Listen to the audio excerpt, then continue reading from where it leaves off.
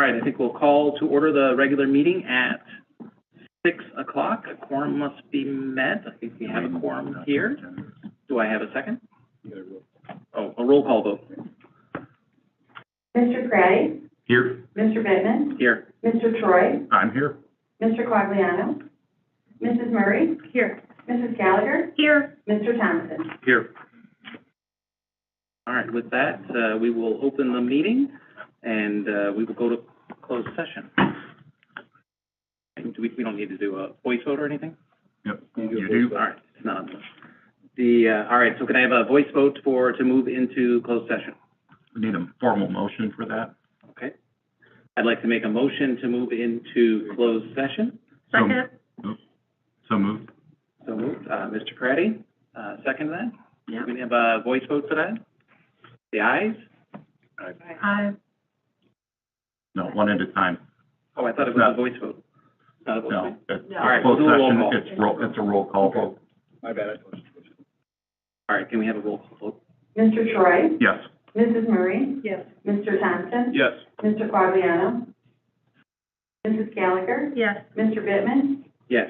Mr. Craddy? Yes. All right, we will move to closed session.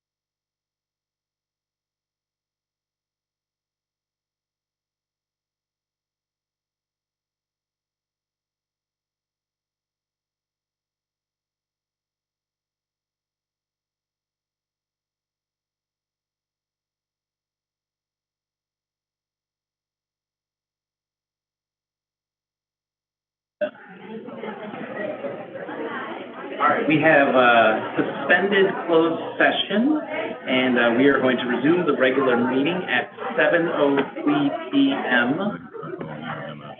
If I can get a second for that motion. A second. All right, Mr. Thompson with the second. And if we can get a roll call vote.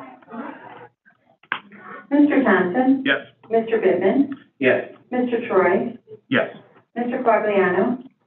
Mrs. Murray? Yes. Mrs. Gallagher? Yes. Mr. Craddy? Yes. All right, with that we will move forward to item number 4, the Pledge of Allegiance. I think we have some folks from Heinemann. We'll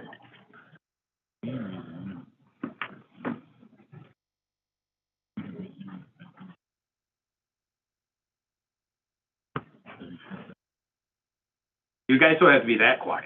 Yeah. It got really quiet. Everybody.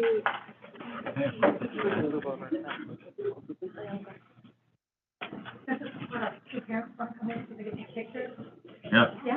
That's what, we would love that. All right, Ms. Franklin, thank you for coming tonight. Do you want to introduce? This is the Heinemann Middle School National Junior Honor Society. Button blowing, green button. Press the button on the speaker base. This is the Heinemann Middle School National Junior Honor Society, inducted last week. This is about half of us. Great. Congratulations. Yeah, congratulations.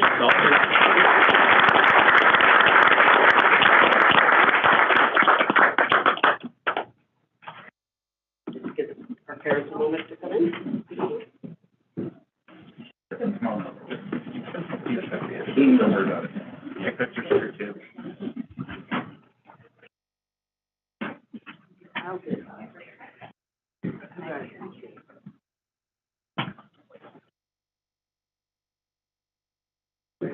Allegiance to the flag of the United States of America and to the republic for which it stands, one nation, under God, indivisible, with liberty and justice for all. Thank you. Come up, we'll do a quick picture, some pictures. Come on up, please. Fill them in right here.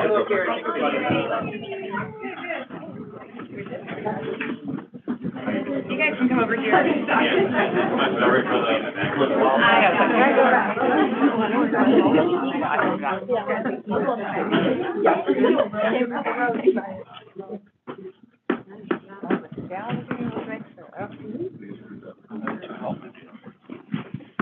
Yes, for Maybe just, can we squeeze in a little more of a chair? Thank you. Right.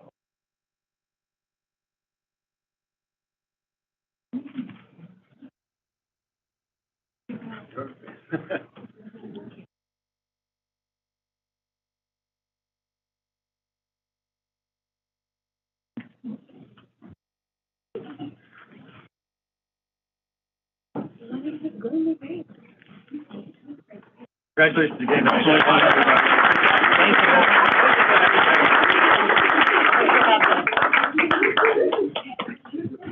Thank you, parents. Thank you.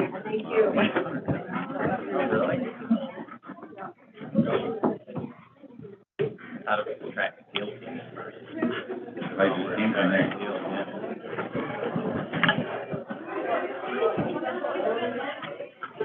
All right, we will move on to public number 5, public comment. I don't have any sheets. I don't see any so. All right, there are a couple of public comments here. All right, as public comments go, we're going to limit it to about 3 minutes. So if I call your name, please come up and introduce yourself and then make your comment. The first comment here is from April Norvita. Is April here? Okay, we'll give her a second.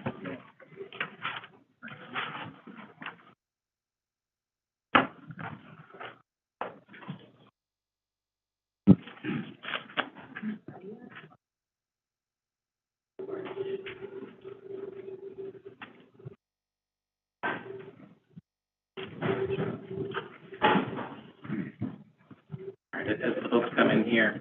Thank you. So we're going to start off public comments, and April, you're up first.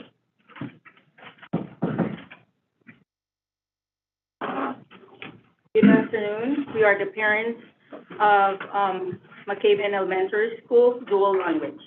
We are here for the updates since the beginning of October and attended to the board meeting in April. We are writing to give you an update of the unsafe classroom that the kindergarten dual language class is still experiencing. The following aggressive behaviors have happened after the aggressive student got his personal aid in March and got his IEP. This just shows that even when these aggressive behaviors have decreased, they're still there.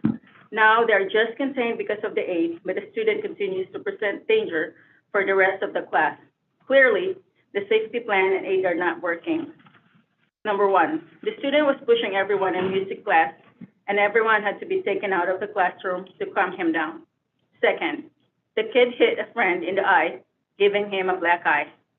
Third, the kid was angry and threw a chair in the hallway. Fourth, the student pushed a girl all the way to the floor and she hurt her leg. Fifth, the kid hit two friends with a middle timer, one on the back and one on the neck. Sixth, the kid now hits aid when he gets upset. 7, the kid hit a boy on the arm for not wanting to sit by him. 8, the kid spit on the boy's face. 9, the kid threw his headphones in class and hit the personal aid. 10, the kid threw his computer at personal aid. 11, the kid gets upset and he continues throwing books, pencil cases, crayons, anything at the other kids in the classroom.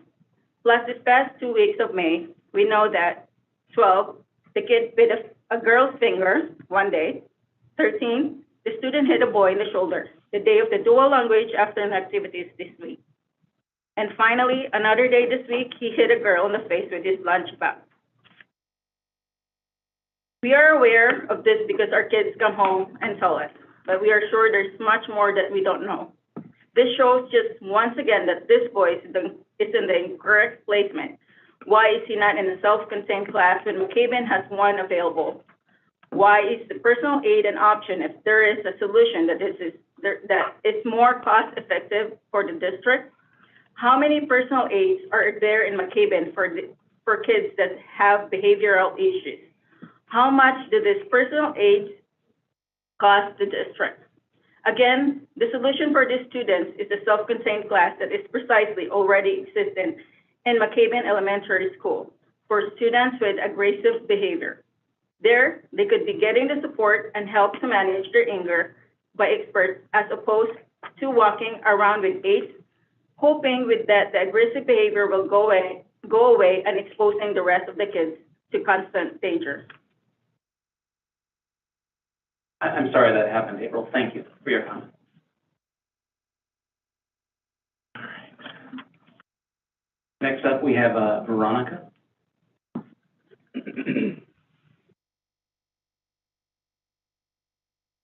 We understand a student with IEP has the right to be in the general education class too, and we totally agree, and we would have no problem with it.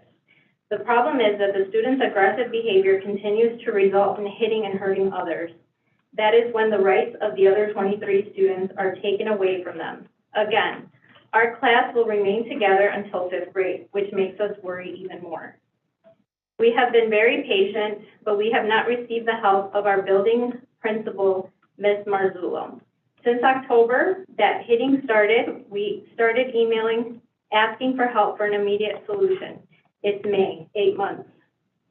We kept receiving answers that they were first following the handbook, then the safety plan, number 1, then that we should wait for the special services process, then safety plan number 2, finally the personal aid in March. Nothing has worked.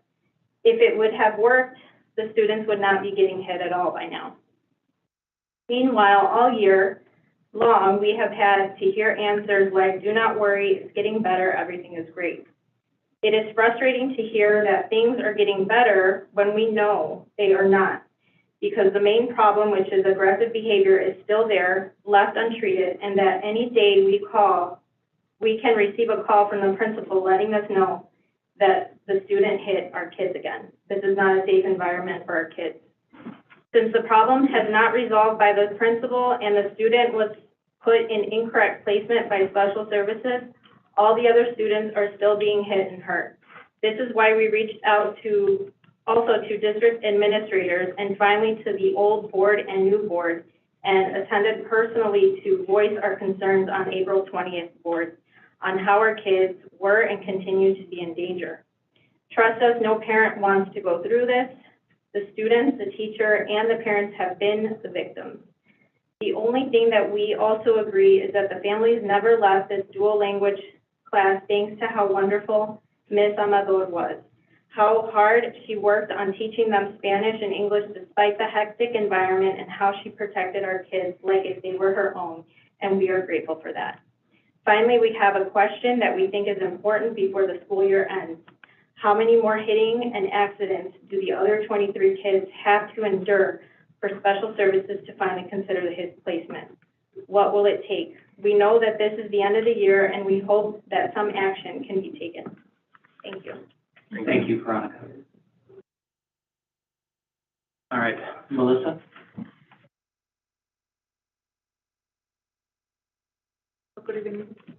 Hello, my name is Melissa Garza, and I'm here expressing my concern about dual language program.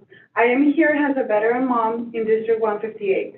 My oldest son is in Heinemann School, and I am witness on how amazing the district is. My second daughter, who is now in 4th grade, she was part of the first dual language class here in Square Barn in 2018. Last year, sadly, we decided, me and my husband, to move her to monolingual for the lack of teacher support, for feeling segregated, and the students not being the main focus of the program. And this year, I put my hopes into the program again, thinking that it was going to be better, and here we are again. We want our kids to succeed in this amazing program, but we need your help. And this is exactly why we bring these concerns upon you, so you are aware while we believe that there is always room for rectification and improvement. The main things that I have been seeing affecting dual language programs are building administrators. We should do more activities in which the dual language kids are mixed with monolingual classes so they feel part of a community and not just a classroom. They should highlight and celebrate that the schools are multicultural in every single event that they have. They should be embracing the fact that being multilingual is an amazing thing. We don't want our kids and teachers to feel different. We should be, number 2, we should be screening before the students are accepted into dual language. As we have talked before, not every kid is a good fit for dual language. If a kid has any social, emotional, behavioral issues, or any learning difficulties, sadly, they are not going to be a good candidate for the program. Learning 2 languages is already very challenging. And yes, it is a privilege which many want, which is why it is important to have a proper screening. Number 3, I have in the district for years, and I see how hard all the teachers work, monolingual and dual language teachers. From what I know, dual language teachers have doubled the work on teaching 2 languages and create their own curriculums and so on. We recently have noticed that a lot of amazing dual language teachers have left the district due to a lack of support and low pay. Mr. Ponce Jordan has brought amazing changes to the program, but I think there should be more help for the amount of schools, classes, and students that are in the program. There's so many people working in the English curriculum. Who is helping Mrs. Ponce with creating the curriculum for dual language? What about middle school? Are we ready for this? Are there going to be more people hired to help with this? Please, we are worried. We need your help. Thank you. Thank you. Thank you, Melissa. Can I just make a comment? Mm-hmm. Which administrator is going to follow up with these families? I'm just curious. I think there needs to be follow-up.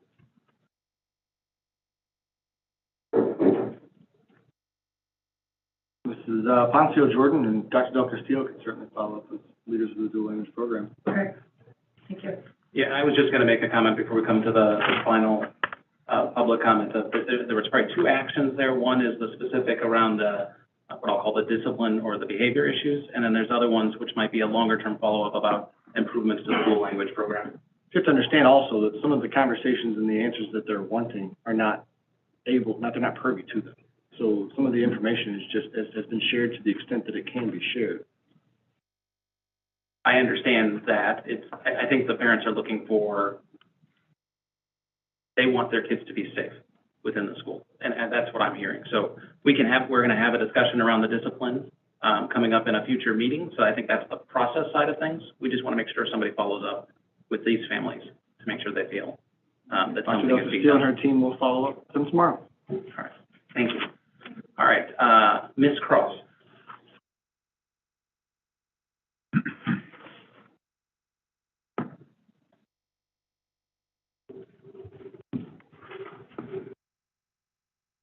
Hello.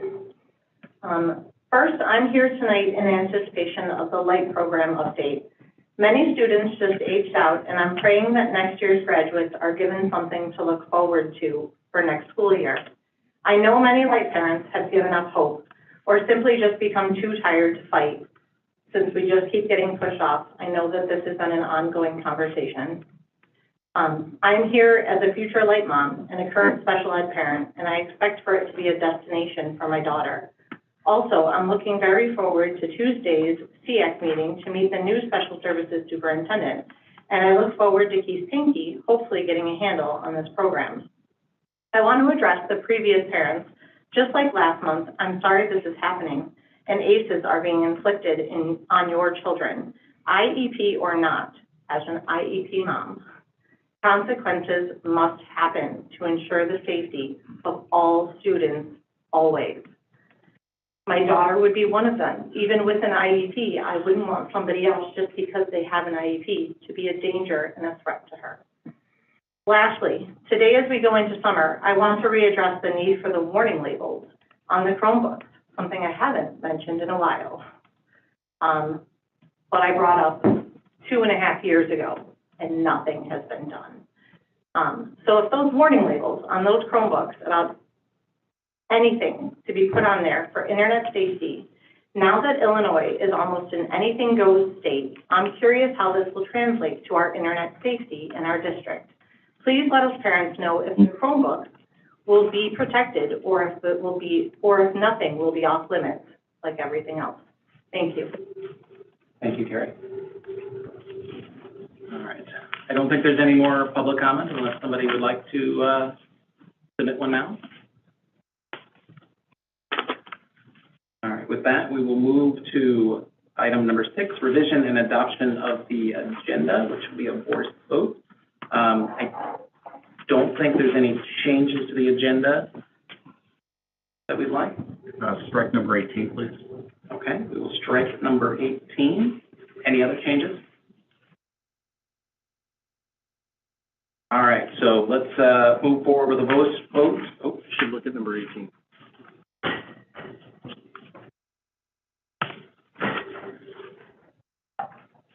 all right, that's a good question. Did you have a reason for that, Mr. Chair? Yeah, there's no content listed on the agenda to go with it, so anything that's introduced on that bypasses the notification that's required to the public. So this is, all right, well, we'll strike it this time, and then we'll have a discussion about it later. All right, so we will move forward with the revision and adoption of the agenda, including striking number 18, which was the new business item that was being stricken by Mr. Troy's request. So the action, do I have a second for adoption of the agenda?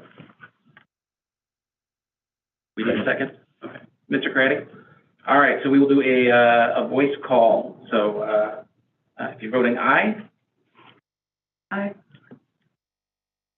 All right, if we're voting nay? No, what are you asking? I'm asking, I'm moving to adopt the agenda as presented with the changes that you've suggested. Okay. Are you seeking to have the same vote, everybody voice vote at the same time, or one by one? I asked for a voice vote. Okay. So I'm looking for a voice vote. Ayes? Aye. Nays? Nays. Okay, so we have the ayes have it in the voice call. We'll move on to number 7, the superintendent's report. Dr. Rose. All right. Well, I'm very pleased to share with you that, as you may have seen in social media yesterday, Huntley 158 was recently notified and given the all clear to share publicly that we have been named a lighthouse district by the National Superintendents Association on Learning 2025 movement. So Learning 2025 is a kind of a vision cast by the National Superintendents Association for school districts moving towards what the leaders of education believe schools should be in the future. And in doing that, we applied for that and were accepted as a demonstration school, which allowed us to have access to a wide variety of professional learning network. And the idea being is coaching along the way towards achieving that lighthouse designation. And in reading the requirements to be eligible for that, we applied for the lighthouse designation and we're awarded that designation as an exemplar of that futuristic school district based on our innovative personalized learning pathways as an excellent choice, which is the highest rating that they give to schools. So, and from my seat, this is a crowning moment over the last 10 to 15 years of Huntley 158's progression toward a truly personalized learning environment. And our work has just been validated by the National Superintendent Association. So I share that with you as a feather in the cap to the school district from a supportive school board in years past, and moving forward of allowing innovation to occur and encouraging and pushing us to challenge the status quo of what education can and should be. This is something that we should celebrate very loudly. It's a big deal, in my opinion. How many schools are selected for that distinction or honor? It depends on the number of applicants. There are over 120 involved in the Learning 2025 network. There were 6 schools that were approved to lighthouse status this year, and there's a small handful each year of those 120. I don't have the total number of lighthouse districts, but it's a pretty small number. And that's a national? National, yes, sir. Thank you. All right, if that's all I have in terms of superintendent report, on to 7.1 under my report, which is the HHS athletic improvements. And I'd like to invite Kirsta Emke, our representative from Wold Architects, up. And I want, as I kind of get set up here to hand off to Kirsta to her presentation, let me share my screen and find the details here real quick. And I want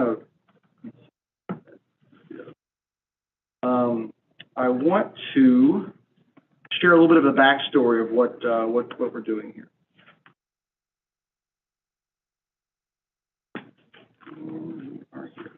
Okay, so believe it or not, Huntley 158 began the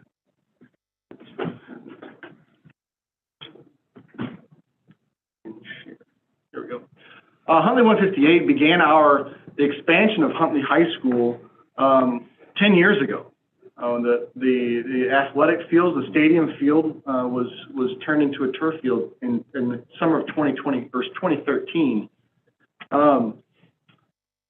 But there were some aspects of the high school athletic arena that was not, the money didn't stretch far enough. It wasn't able to be touched. So this last spring, we were the recipient of a donation from one of our baseball families, Mr. Bakes and CJ Drilling, and put up a batter's eye in center field to kind of aid our baseball team.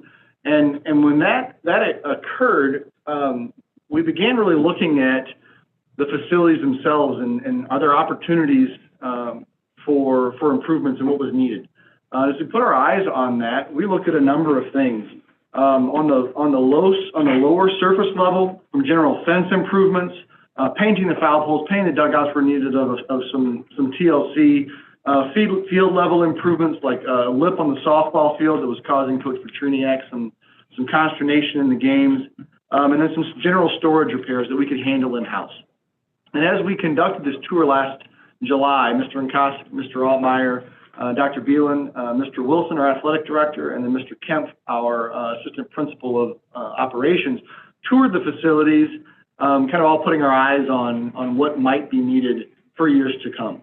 And our goal was what was in need of some general attention, what could we handle ourselves, and what did we need to bring in our outside partner to kind of guide that work. So we came back and identified some areas of interest, primarily, what's under the umbrella of safety, field and spectator experience, and then enhancements from just what coaches' needs and their wishes. So that prompted the addition of the backstop and the netting and the baseball and softball fields under the safety cap because of the foul balls, the close fields, and spectators walking on the track in an errant softball heading back there very, very regularly. So it's a beautiful enhancement. It's taken our baseball and softball fields up to the top of the Fox Valley Conference for sure. But some of the other areas required some assistance from an outside partner. So we invited Wold, we toured the facilities, and asked them to look at some areas we're going to present to you tonight. So Kirsta is going to take over and share what they've looked at and place some designs so you can visualize what that change might be, but also the cost associated with that. And to be clear, we're not asking for you to approve any cost tonight. In fact, it's just kind of sharing the culmination of this work. Our intention is that project by project is to have a discussion on our priority list in the presentation, and project by project, as budget allows, we would bring one of those projects forward and ask for that approval as an individual project. You're going to see one of the topics on the presentation this evening, a couple of different options for synthetic turf on our baseball and softball fields. Just to be clear, we're not recommending that we go that route at this point. The cost of that is very, very high, and there are other priorities that we'll discuss, but I'd like to hand it off to Kirsta. I believe you have the clicker. If not, Dr. Budzinski will get it to you, and you can control the presentation, and I'll jump in on my slide. So just to kick it off, as Kirsta advances, the first slide that you'll see this evening is actually our priority list. You'll see it twice. I placed it at the very beginning, and then we're going to place it again at the very end so you can kind of understand administratively what we're thinking in terms of where our priorities lie. The stadium seating and press box at the baseball and softball fields to enhance that visitor experience, as well as the sound experience for our players and their families and coaches, and as well as scouts that are regularly finding their way to our games. There's a shed to store some of the newer track equipment. Stadium field visitor bleachers is a drainage issue on the visitor side that Mr. Nkosik has been after for some improvements with minimal cost. And then we call it the West 40, but it's the lacrosse field, the open field that were the spoils of our last renovation in that grassy field on the west side of the high school between Huntley High and Legee, and then ultimately the field turf. So with that, I'll hand it off to Kirsta and let you guide us through your work. Thank you. And Dr. O covered a lot of it. So really, as he pointed out, we were brought in really to help bring the group together to have discussions on what they were seeing with the fields that they thought were priorities for the district to help them make this priority list and really to put budget numbers together so you guys can plan accordingly with each priority as you think they want to be completed. So here we just have an overall site plan kind of showing those areas that Dr. Rowe just touched on. Really, I think one of the big drivers of this, as you pointed out, is that you guys have really good baseball and softball teams, and people want to come and actually watch the games. And you're limited right now on the amount of seating you have at each of those areas, as well as having them be accessible, having accessible paths to them. So looking at that, it is pointed out also at these fields that we did look at synthetic turf, low priority or not a priority right now, but we did put numbers together just so you guys have them available in case that becomes a higher priority going forward. The stadium storage building is really allowing you guys to have more storage out on the field. The drainage right below the visitors bleacher area over by the football field, and then the last thing, the lacrosse field, is really just looking at evening out that field. It has some ruts from past construction that I think have just been getting worse over the years, and making that safer for the lacrosse team. And so here we're just kind of zooming into those areas to show you the process that we went through to try and put these numbers together. So really, we were looking at the bleachers. It was a goal to have a minimum of 300 spectators. So providing a draft level layout of what that might look like, making sure that these locations are accessible. So bringing in ramps going up to the bleachers. This would all be set on a platform because, as Dr. Rowe had noted, we do have that brick wall that's been installed recently behind the fields. So really putting a good level of detail into this to make sure that our numbers mean something going forward. This also includes a press box and looking at the existing items that are in this area that would actually want to stay because they might become cost prohibitive, the existing comm box and the lift station that are back in that area. So this, we're looking at, you'll see two numbers on each of these slides. So we like to help our clients look at what we call total project costs. So we do start with the construction cost. That's what we would expect to see on bid day from contractors. And then we look at what are the soft costs that might be also incurred for a full project. So that looks at design fees. For a lot of this work, it would look at testing for any soils or anything like that. So just taking that into account. And generally in the study phase, projects of similar type have a certain percentage that we can use as a budget number to get to that. So that's looking at a total project cost of about $375,000. And that's not inclusive of the turf, you said? No, so that would be this next one. So that one was just for the bleachers. Looking at the softball synthetic turf infield only, that one total project cost looking at around $409,000. We have. So you're baking in a 10% you're baking in a 10% contingency fee? So there is a contingency baked into the construction cost. Okay. Try and look at that as, we don't know everything. Sure. So we do account for that. The total project cost then would be the soft cost, not the contingencies, but the other items that generally come into play with moving things around. Generally it covers fees and testings for these types of projects. Okay, I'm just doing the rough math, so it's 10% that's going to the soft costs. Exactly. The way you defined it. Yes. Okay, thank you. Then moving on to the baseball, a similar schematic outline showing what the bleachers might look like for up to 300 spectators. Again, this would be raised, so making sure we account for ramps, a press box, etc. At this location, we would be looking at about $423,000 total project cost. And then we also looked at synthetic turf for this infield and then both. So anticipated total project cost here at $966,000. And then infield and outfield, looking at close to $3 million for that work. A lot goes into synthetic fields. I'm sure you guys are aware it's digging down and you're really getting into the sub base a lot more than you are for just regular field maintenance. And that also involves the drainage for those fields. Exactly. Yep. That's tearing it all up and making sure that it's The challenge that exists at the high school is there is the old farm that used to exist where Huntley High School was built. Mm-hmm. There are drain tiles beneath the field that have been crushed over time, and that has led to soggy ground turf. We have fixed those But from time to time, it's still an issue, and it's an issue Mr. Brinkowski raises, that if we did this project, there's considerable work to be done underground. We did a lot of evaluation before we did the stadium field.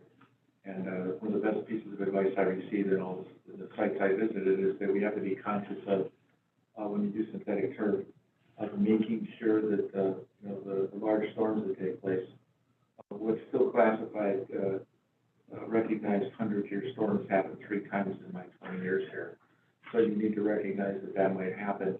And so we need to have a place to store that water lower than the level of the synthetic turf, because there are other rubber granules that are embedded in the turf rug will float right out, and then you got a big problem to put back together.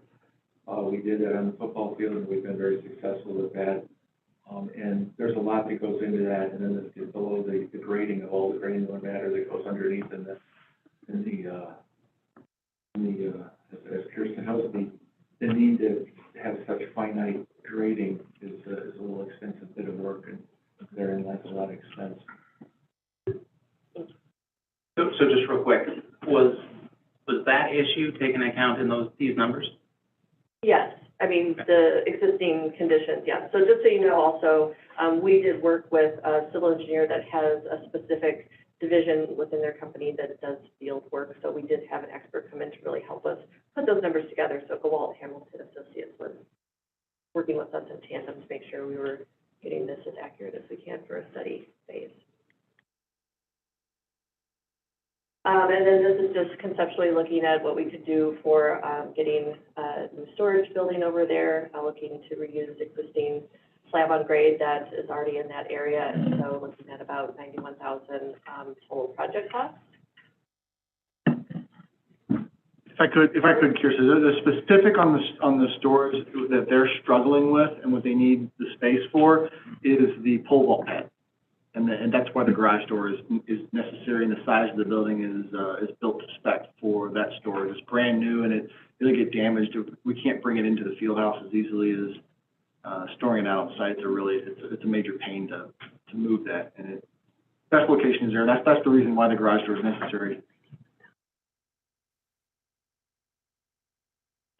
This slide is looking at the bleacher drainage behind the visitors bleachers, about $60,000 total project cost, and this would be really regrading and putting in drain tile to make sure that you have about, the field kind of drains 2 ways, and a lot of it's standing up there right now and just kind of ponding, so this is to address that.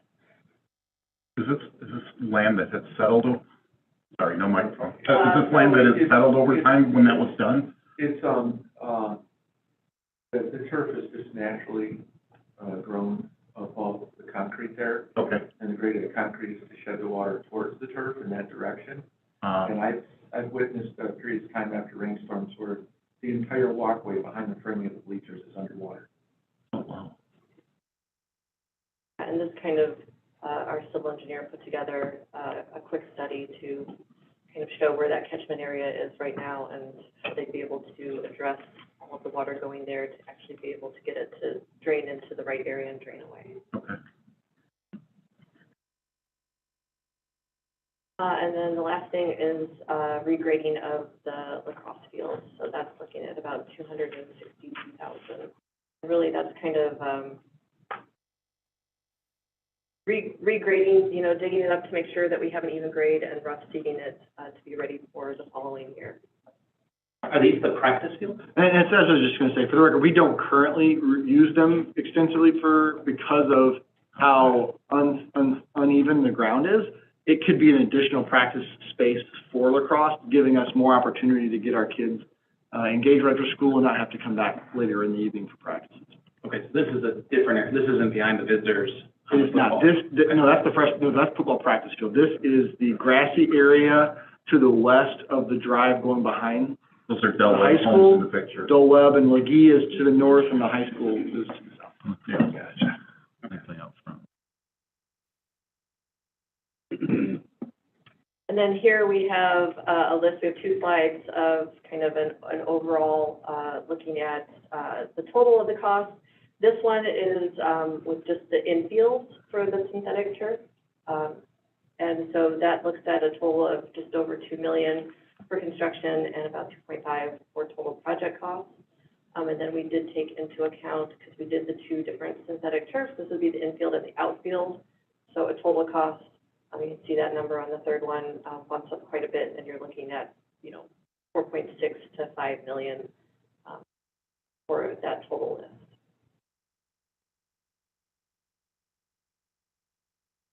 Forgive me if I'm going too fast, flipping through, but then this takes us back to the priorities list. Yeah, and so I just to kind of end on this, and I'd welcome any questions or discussion on this, revisiting where our priorities list of the order in which we would attack these. Now, then again, you notice like the track shed, the stadium field, drainage, they're much different costs. We might, due to the size and where we are with the budget as we plan for the budget that year, at only $60,000, if I remember correctly, for the stadium bleacher drainage, as we build out this fantastic O&M budget for next year. If that fits in, we'll take the opportunity to bring that project forward. However, if there's a larger amount available, we can do the softball stadium seating. That would be our priority, to do that one first, and then baseball after that. So I'd welcome any questions or comments on our priority list if you see things differently. I do have a question, and forgive me for being new to this process, but is there a competitive bid process for this? Do we get more than one bid, or do we only get one bid? Great question. Mr. Acosta, can you field that one? There are several ways of procurement that are legal in the state of Illinois for handling this process. One is bidding. The public bidding, I've witnessed this going on now for over 30 years. And sometimes you get a situation where you get a little bid that somebody's not as qualified as you would hope that you would have. And it can get you into a little bit of an awkward situation. And in a lot of cases, those bids are accepted and the work is inferior. There's a groundswell around the nation right now to consider an alternative to the purchasing process that is recognized in state statutes as acceptable, and that is called cooperative purchasing.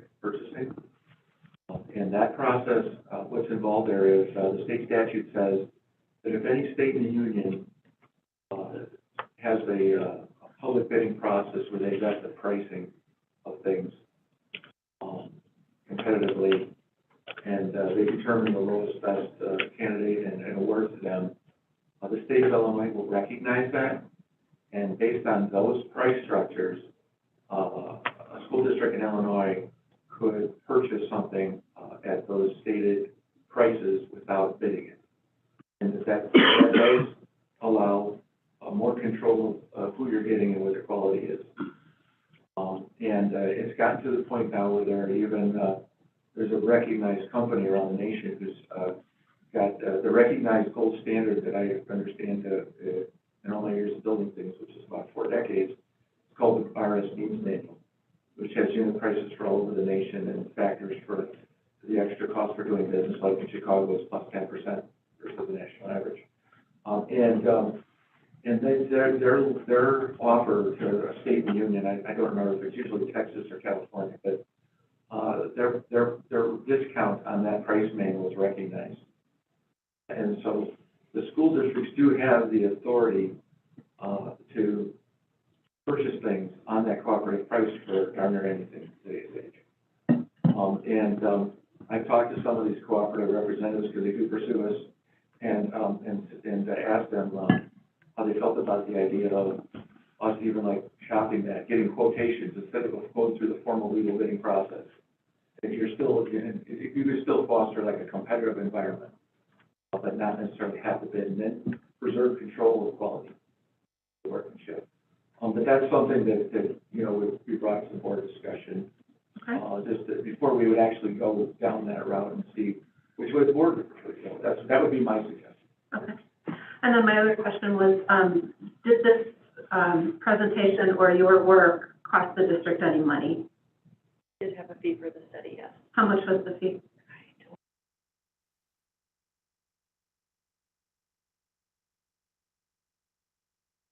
We'll find that and get an answer too. Thank you. I got a question.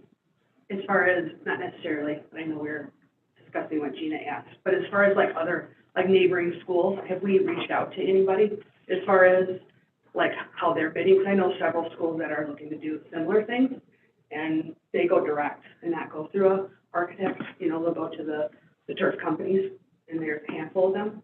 I know one just off the top of my head, so I know getting those and saving the fee on there, would that help the district? I don't know, you know, and so, that was just a question that I had, to see how other schools are doing it, to save money and whatnot, being that this is such an extra project, big project.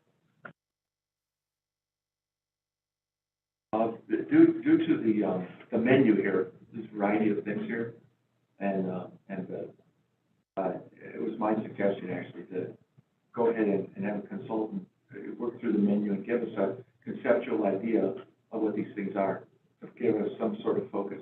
If it was a one project, if the need was, let's just go look at considering just to do the bleachers, I would go to bleachers.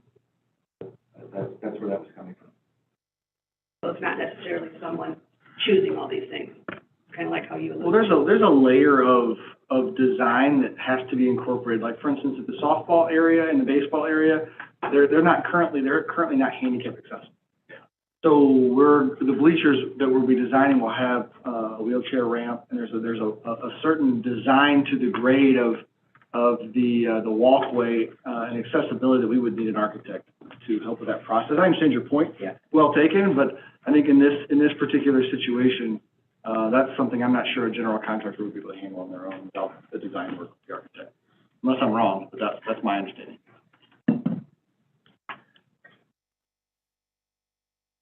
So with Dr. Rowe's prioritization of this list, and taking into consideration that in any kind of construction project, there are delays and things that are unforeseen, what is the estimated time frame to go through, say, the top two for completion?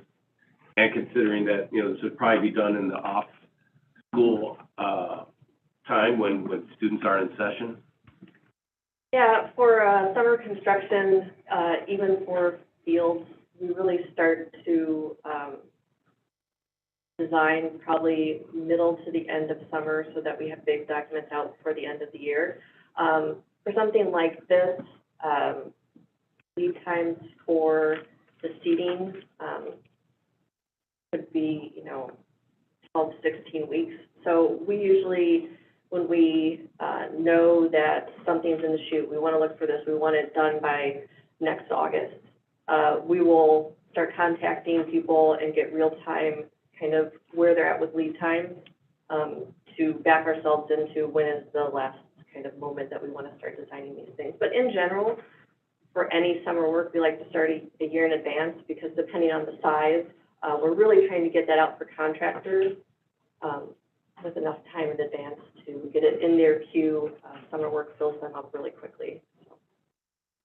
And the beauty with all but one of these being the stadium field bleacher drainage could be done in the late summer and fall, and the sports that they're involved in would not be in session, would not be in season. Right. So, like the backstop, we began that project later than Mr. Rinkosik would have liked, but we got it done in the fall, and it was finished, I think, really by January, actually by January. It was cold. It was Are any of these costs in the budgets that have been submitted? So none of these have been anticipated in either the 5-year plan or next year's budget?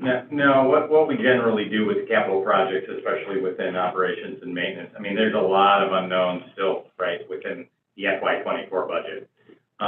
Certainly we have capital projects going on now that, are going to be part of the FY24 budget. But once we get, the state revenues locked and loaded, once we get next year's levy or have a good indication of where we want to be with next year's levy, there are so many levers within the budget. We don't lock in on capital expenditures at this point in time until we know where the board is leaning on a lot of, maybe the levy would be a good point, right? We don't have the budget solidified from the state of Illinois yet guaranteeing that the $350 million for EBF is going to be set aside, which is why the budget process is so long. So not at this point, though, to answer your question.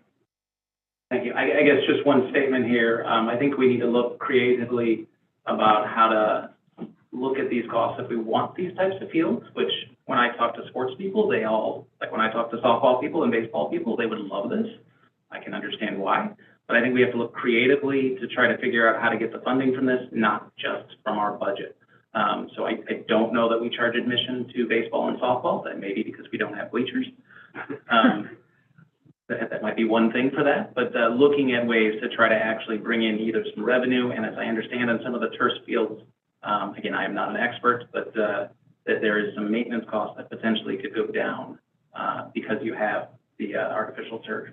So understanding that cost, if we're getting rid of the cost with that helps look at this. But trying to get this somewhat, if we could, budget neutral by looking creatively to try to get this to happen, because we want to support the sports teams.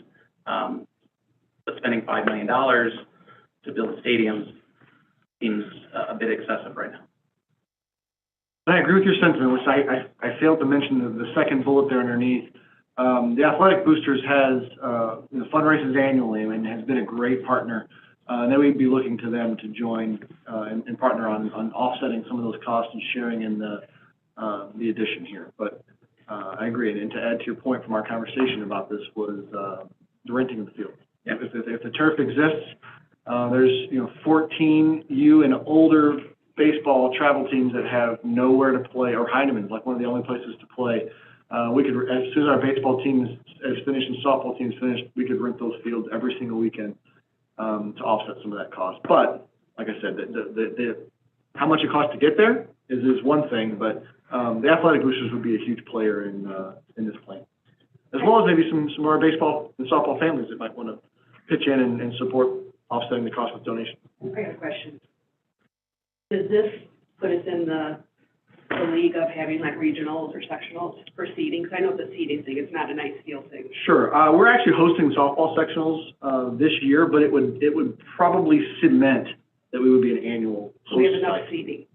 We do. It's built for that. Well, it's built for that. If you come to the softball sectional and take a look, if you can. We'll probably be playing our arch nemesis Barrington at some point in that time, and you'll see what it's like. It's overrun by people with not enough seats. Well, I didn't know if that qualifies us. We have a seating amount of seating we have. I don't believe there's not a limit in order to be eligible for. No, but having that would give our programs a decided advantage to be able to host that annually, for sure. Can costs be offset through commercial support? I know some of the parks in, for example, Talmore, the fields have been sponsored by local businesses. Aside from, some schools have scoreboard space that they rent something more substantial, and naming a field in exchange for corporate dollars. Does that conflict with any ISBE rules?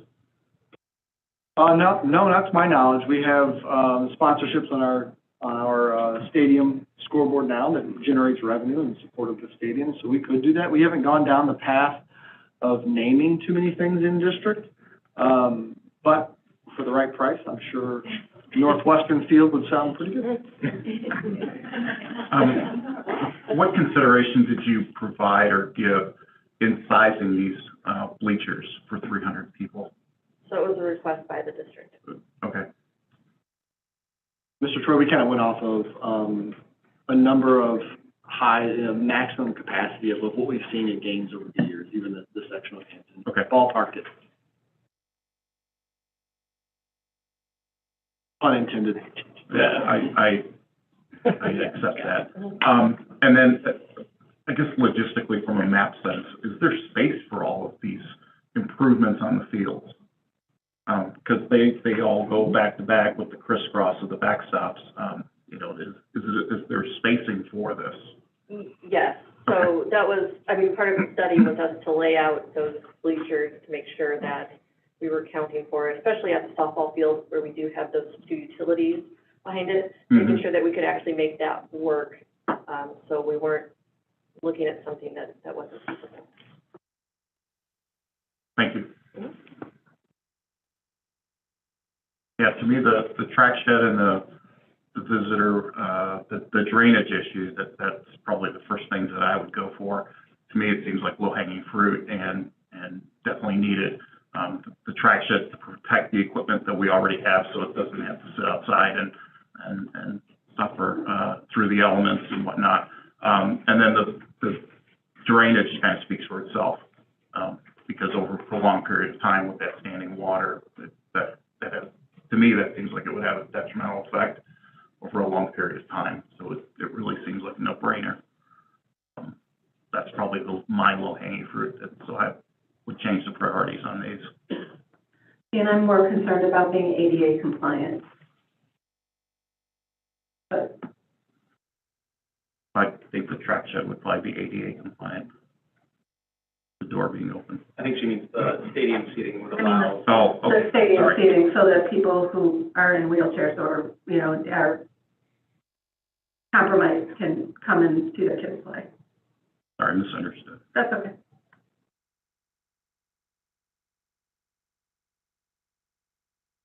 All right, so based on the conversation, it would be budget permitting, item by item, that we would bring things forward. I appreciate that conversation and feedback. Thank you. With that, we'll move to section 8, special education. Gina, do you want to kick that off? I do. So as the chair of this new committee, I'm pretty excited to attend the upcoming SEAC meeting on 5/23 at 5:30 at district office to meet the new Assistant Superintendent of Special Services, Dee Gill. I will be looking to highlight staff and programs each month at these meetings to give the community a better understanding of special services within District 158. So I will be calling on special education administration. I will send emails or whatever to kind of highlight a program each month to get some information about that program so that we can share with the community.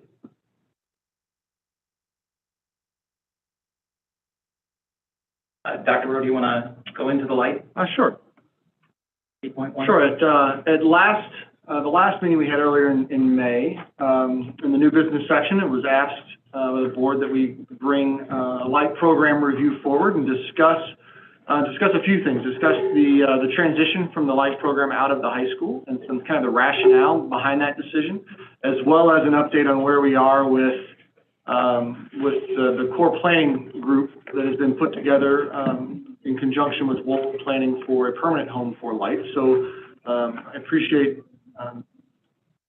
Kirsta being here again, and we'll invite her back after Jackie Allen, as it kind of will give us a little bit of history and some of the why, and then we'll transition into the future. Thank you. All right, good evening. My name is Jackie Allen. I currently serve as the Director for Elementary Special Services. And in my previous role, I served the district as an Assistant Director of Special Services, where I provided direct administrative oversight to the LIFE program. It is through this lens that I'll be addressing our agenda this evening, which includes an overview of key highlights within the LIFE program, a review of the rationale and timeline for the relocation of the LIFE program, and then a summary of student and program accomplishments during the 21-22 school year and forward. With that, specific to LIGHT, the Individuals with Disabilities Education Act does require that we provide services in the areas of education, independent living, and vocational development for students who have met graduation requirements through the high school and continue to require individualized support through an IEP. Transition programming through LIFE is designed to emphasize independence and interdependence within the community. Hence our acronym of LIFE Instruction, guiding Huntley students.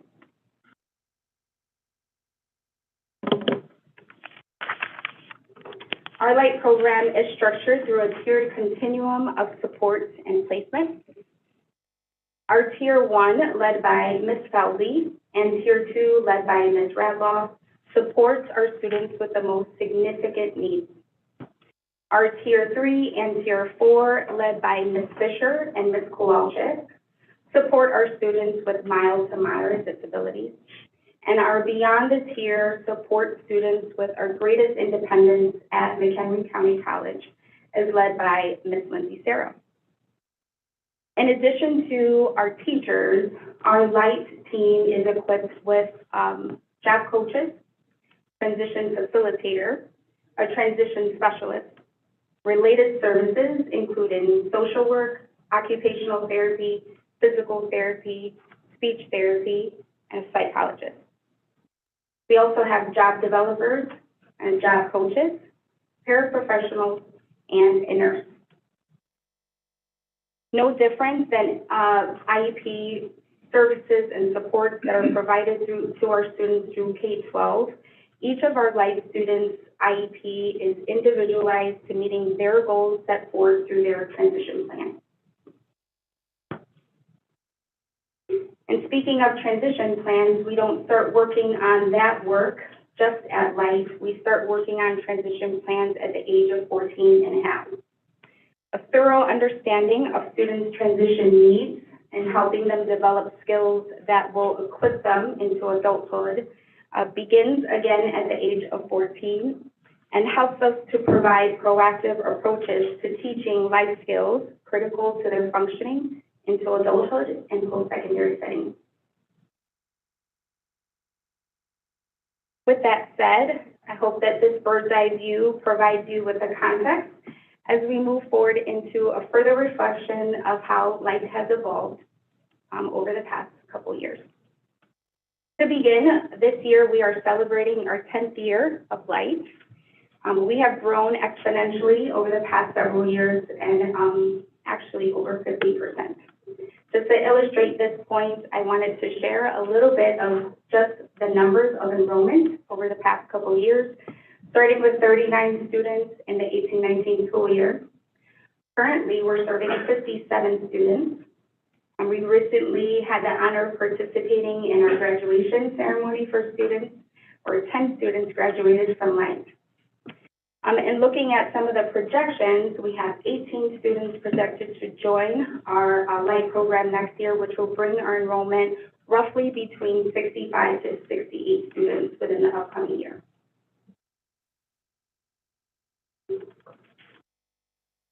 As our program has grown over the past several years, the need to evaluate the learning environment was definitely of high priority. Specific to COVID, and during that school year, our teams and classrooms were dispersed across several areas within and outside of our school buildings. During 2019 and 2020, we were engaging in learning environments within the community.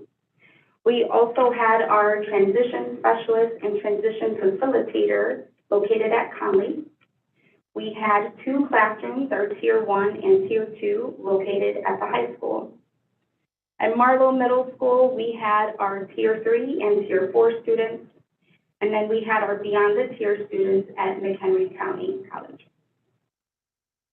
During COVID, while the impact of spacing was most prevalent, we also quickly identified the need to unify our teams to help build greater collaboration networks, build greater accessibility to our students and their related services, and also build a community for our Light students and giving them that unification as a program. So this was one of the core reasons that the need to evaluate our spacing within districts and also opportunities within the community became a priority. As we moved through several different explorations of what spacing was and what was allotted during COVID, it was extremely clear that there were several restrictions that we had to work around. As we explored what options were available, what we found was the remaining opportunities for our learning environments continued to persist, mainly at Marlowe Middle School, where a unification of our program would be available. Can I ask a question before you go forward? Yes. I have a question. So how many classrooms are being utilized right now at the middle school for students versus how many were utilized at the high school for students? Yeah, great question. So currently we have 5 classrooms that are being utilized, not including related services. And that's also not including the office spaces for our administrative teams. and our job coaches and our job developers. And then how many were being used at the high school? 2. And was the program moved for office space or student space or both? In totality, it was just comprehensive, bringing the program together, classrooms, related services, therapists, administrative teams, job coaches. So because our team was dispersed, the desire and the need to unify them in one space was where that conversation started. Being that there were only 2 classrooms that were being utilized for light at high school, we had to evaluate where we can bring all of our team collectively together, which requires much more than the addition of 1 class or 1 office. Okay, maybe I'm not understanding. So you had 2 classrooms at the high school for students. Yes. How many classrooms do you have at the middle school for students specific, not for related services, not for all of that? 5 classrooms. Okay, all right.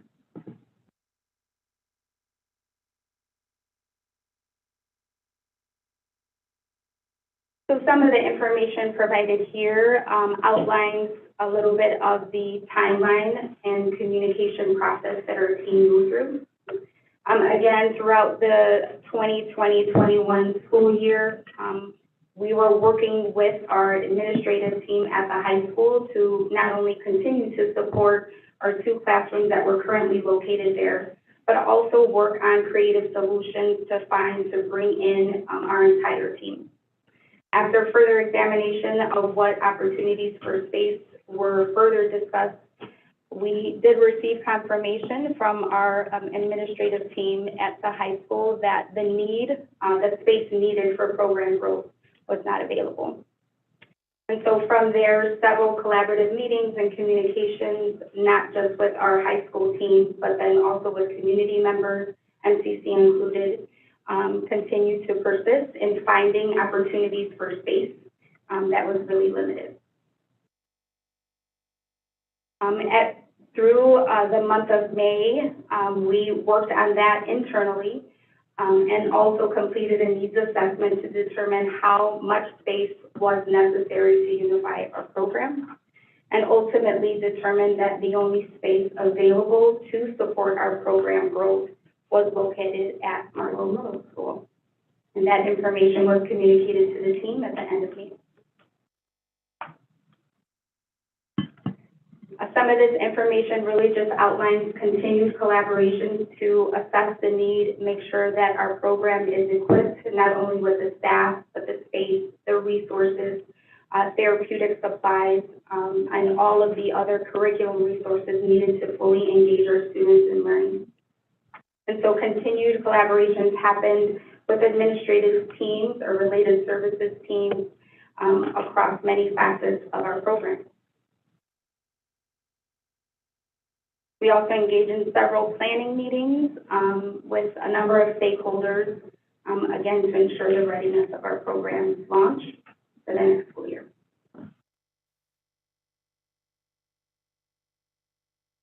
So while we agree the move to Marlowe was less than ideal and certainly not meant to be permanent, that did not prevent meaningful growth and learning opportunities for our light students. Dr. Rose, you can click on the light students, should play a quick video. And I'm just going to read a couple of the highlights of our program.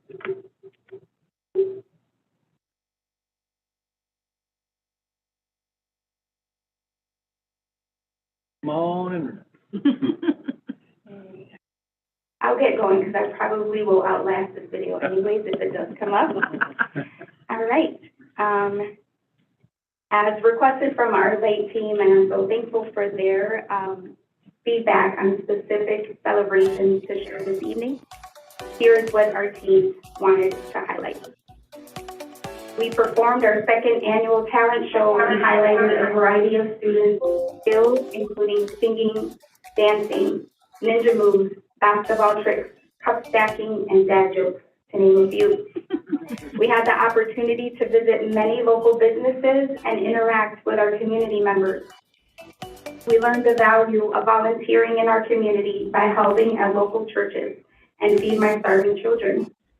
We have learned how to use technology such as cell phones to communicate with our parents, employers, and transportation agencies. Our students have a wide range of paid employment opportunities throughout our community, including Jewel, Culver's, Oz Taekwondo, various pet service jobs, local hotels, hospitality facilities, and countless others. 11 students completed MCC courses in the spring semester. All 11 students passed their courses. 4 students applied for and earned scholarships through the Friends of MCC Foundation. 1 student was honored with MCC's Resilient Student Award by MCC faculty and staff. 8 of the 11 students taking classes also worked part-time. 3 students worked full-time jobs. 90% of Light students have internships or competitive employment. We have 1 student who graduated MCC with an associate's degree this spring, who is transferring to NIU in the fall for a bachelor's degree in Spanish and Hispanic Studies. I will have several more graduating next fall and spring with various associate's degrees and certificates as well. As said best, in closing, as said best by our speech language pathologist in the Light program, Jen Corin, over the past several years, similar to education settings nationwide, Light has persevered through its challenges and has an overwhelming amount of great things happening in our transition program. Each and every staff member is extremely dedicated to helping our students reach their highest potential and live happy and productive lives. The students are simply the best. The Light program has a bright future ahead. With that, speaking of bright futures ahead, I'm going to turn it over to Dr. Rowe to discuss future section. Thank you so much. Thank you. Thank you. All right, and with that, I will get out of the presentation. And I'll actually invite Kirsta back up to talk about, we have had an ongoing meeting with our, with the help of WOLD and our core planning group, where we've been meeting multiple times per month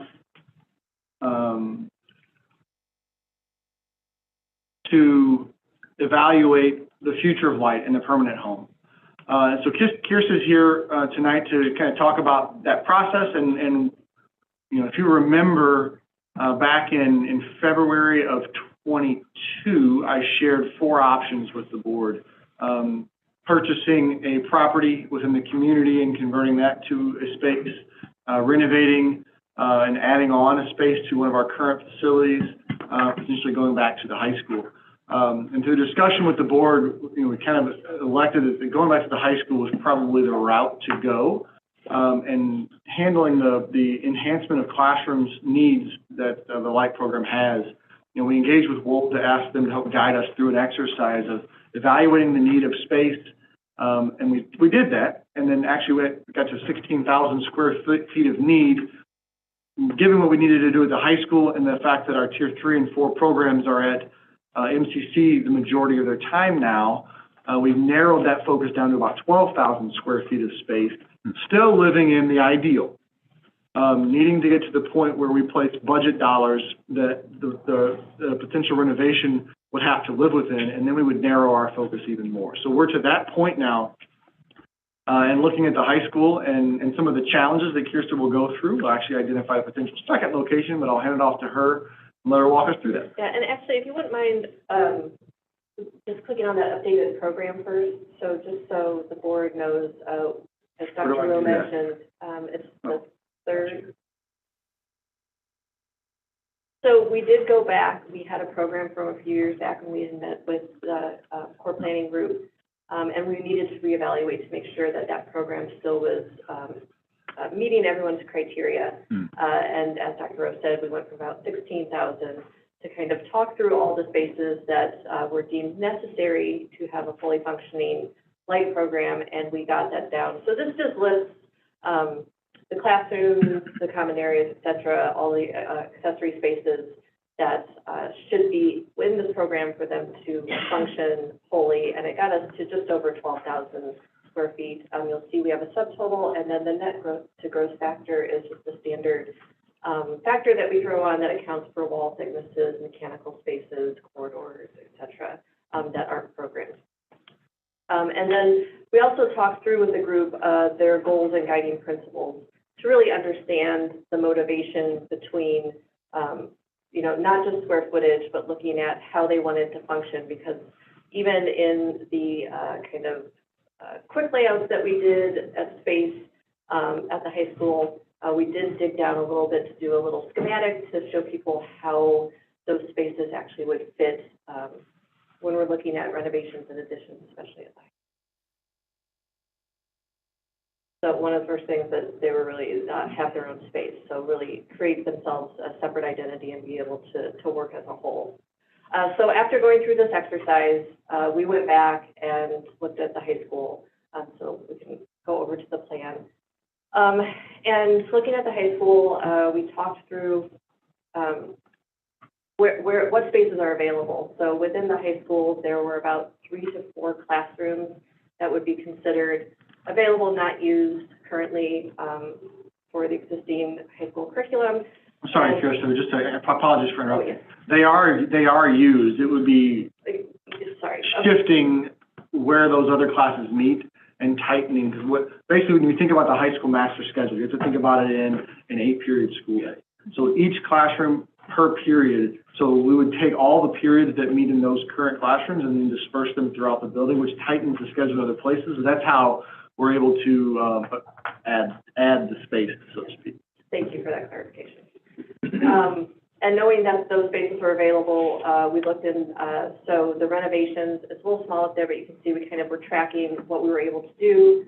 We were able to renovate just over 4,000, I think, square feet, and then to really get more of the programmatic elements to work, we had to, 4,900. We would have to add over 5,000 square feet to the building. And even in doing so, we immediately were checking this, and we're just over 10,000 square feet total, which means we are compromising on best case scenario of the program that we went through with the core planning group. So big bubbles on the plan just kind of show you the light orange would be the renovation spaces, a dark orange is where we would be able to put an addition on to get more of those spaces. We can go to the next slide. So really in talking through this option with the core planning group, there's a lot of what you can see where we have kind of split this in half. So as they are in one area, it's still not a fully comprehensive space. They would have to pass through an existing corridor used by all the high school to get back and forth between spaces. We did our best here with trying to keep classroom student spaces on one side and offices on the other, because that was seen as a compromise that could be made. And going back and forth in that condition, but still a kitchen and apartment are across the way and not directly adjacent to the commons area or the classroom. This does provide the potential for a main entry that could be, identified specific for the light program. So that was ideal in the layout. I think once we worked our way through this, the conversation really went to, if this is the ideal, we want it to be all together. We want to be able to know that once our students are in the space, they're able to really circulate about without having to be distracted, without having to, go across the hall to use the restroom, without making that movement throughout any more difficult for them. So we did look at another option of actually adding on to this building. Before we go there, we don't have the visuals yet, but if you can visualize in your mind, if you go from the light brown to the darker, that's the current exterior wall of the high school. So you can imagine where the window wells are currently, and maybe visualize a very modern looking from glass walls to open pass-through areas where the space would flow all together and it wouldn't be clunky. You have to visualize that in your head at this point because we haven't gotten to the point where a visual is provided. Right. This And I is think on the back side of the building, right? this is on the, Front side. It's on the front. I'm seeing the drop-off one, I guess. so your main entry is. So this right here, side. Mr. Bittman, is the bus drop-off area, and door 27 right here. And you'll see that, the curve, we have, it says grass and sidewalk next to it.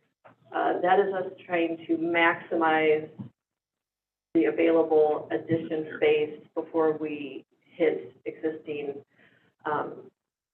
exterior infrastructure that we really don't want to redo for this. Really, you're not redoing your sidewalks, your drive, that adds expense that, we don't want to add or something like that. There it is, okay. So this would be looking at, an addition, basically on the end of this building, where kind of that whole 12,000 square feet could just be added on to the end. It would, the way we had it laid out, it would still be able to have its own main entrance, kind of in line with the other entrances to the building. The potential here is, when we're looking at this, there's the trade-off here of parking is really the big one. Is you're taking away parking from this area and potentially having to redo some of the drive lanes to make a bus drop-off, which you have at the high school. Obviously, we were all loved this idea of being in a location where 18 to 22-year-olds can be with working adults in a near environment. I do have to note, Mr. Rinkosik has openly shared his concern of what that transportation loop looks like and buses being able to make that turn.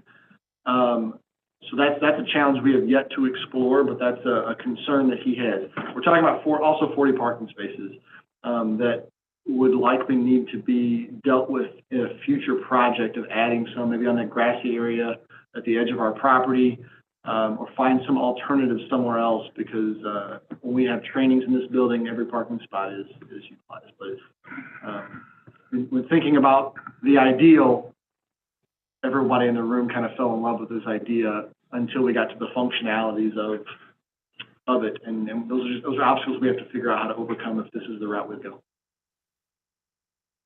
And so we looked at this the same as at the high school to kind of show what those spaces within this 12,000 square feet could be.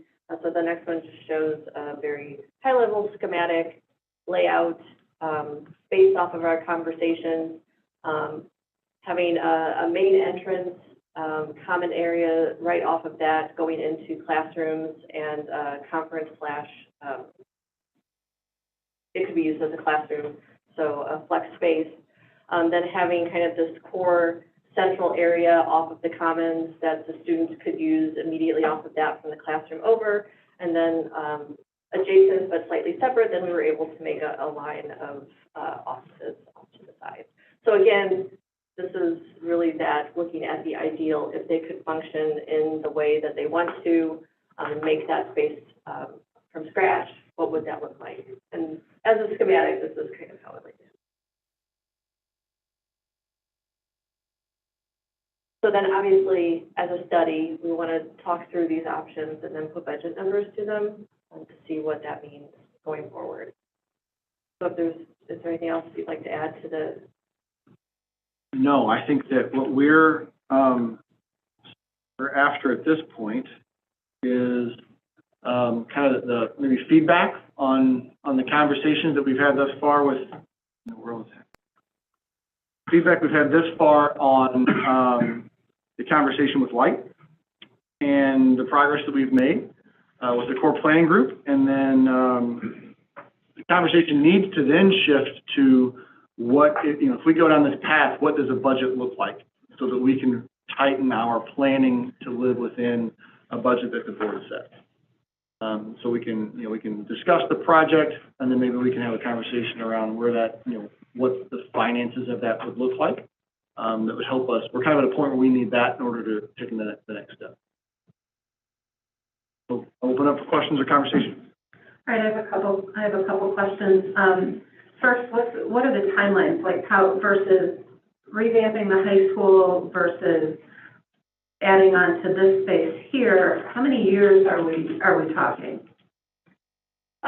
Really, I'd say they're the same timeline from start to finish, design through construction, maybe 18 months. If you know, are ready to go, I think that would be possible. And in your study, what have parents expressed? What is their desire? Well, parents have expressed their conversations with, they want out of the middle school. There is a mixture of back to the high school or their own space in the ideal, but out of the middle school is the priority. When we began this process, we expected that the high school was going to be our final destination based on those conversations. We had not considered what an addition on this building might be. That's why we brought it back, because it wasn't one that we had considered. And when the idea came up, how it came up was we were discussing the high school, and we started to run into the obstacles of how do we make this space work? And it was becoming very complicated, because one of the challenges we'll have is getting material to the inside of the courtyard, and it's just not ideal. So we began thinking what other areas in the district is not connected to a school with younger students, and then we thought of this building and a couple of options, and we explored that, and the cost, although it's more to add on to this building than it is the high school, it's not as much as it was a standalone facility to do somewhere else, because we can add on. We're not able to tap into all of the infrastructure this building has, but we can utilize some. So it helped with some of that cost. And is there space at the high school now that we could move these students back immediately, starting with the next school year, while we're in all of this planning stage? I mean, if parents want out of the middle school, we're talking, in all of the plans I've seen, we're talking 3 classrooms. There's already an existing apartment at the high school, am I correct, and a kitchen that, to my knowledge, is not being utilized. It was designated for the light program. Can we move them now, starting the next school year, while we plan, while we budget, while we do all of that? What's preventing us from doing that? In anticipation of this conversation, Dr. Beelan and I met earlier this week, and that's not an option at the time. Every classroom is utilized to a great extent, and now carving out 3 more classrooms, they don't believe they have the space to accommodate that. What's being used in the classrooms, the 2 classrooms that were being used for the light program right now? What are those classrooms being used for? We currently utilize the apartment as it's not in circulation for anything. It really is a backup meeting facility for IEPs, 504 meetings that happen that are larger, because we've also outgrown we have IEP meetings. I think the largest one in the principal's conference room was 18 people. And if you've been in there, 18 people, a little tight. So we've moved to the apartment for that. And then in C1004, where which was the light classroom, we've used for both in-school intervention as well as testing. Special services testing for students who need to be removed from or take testing in a different area. We have moved that to another area of the building as well, but we try to use that as backup space. We've condensed all of our office spaces. I mean, my office today, I worked in the cafeteria so that my office could be used for 504 meetings. So we're trying to use every space possible for that. So what I'm hearing you say is those 2 classrooms are kind of backup. They're used for 504 testing, they're used for IEP testing, they're used for... C1004 is used every day right now for our in-school intervention room. And the apartment is used as a need basis, but you could probably find maybe 2 to 3 meetings in there a day. But the apartment wasn't a permanent classroom. There were 2 classrooms in the circle. So you mentioned one, C1004, there was the other one as well, correct? Yes, instructional classes, which is right across the hallway. So it's used as an instructional classroom. We had additional instructional classrooms that operate right next to our biology classroom, which also connects to the greenhouse. And there's no other space but what you're using those things for right now? Correct. Right now, I have my master schedules printed out for the last 2 years and the one for next current year. Currently, I have 25 classrooms that are double booked in other rooms that we have to drop into the open spaces that we have. And there's also classes that are double booked, like our food lab, for example, or there are also unusable spaces, right? While our small gas engines classroom is not used all 8 periods of the day, I can't put an English class in small gas engines. So we have a lot of regular classrooms that we need to be able to utilize for academic spaces. So if the light program goes back to the high school, we're not talking about building on classrooms. You're talking about using current classrooms for the light program? Or are we talking about, maybe I misunderstood, maybe Both. both? Both, yeah. The area that was shown is currently our foreign language, some of our foreign language classrooms, many of our foreign language classrooms that are currently existing. We looked at that area because they were also closest to our nurses, as well as closest to our students being able to come and go, or parent meetings, again, trying to meet the need of the program being together. Even when I got here in 2019, there were offices on the other side of the circle, there were classrooms in the circle, there was a part, they were spread across the entire front end of the building. So to meet the need of bringing that entire program together, we would have to shift some things around for that.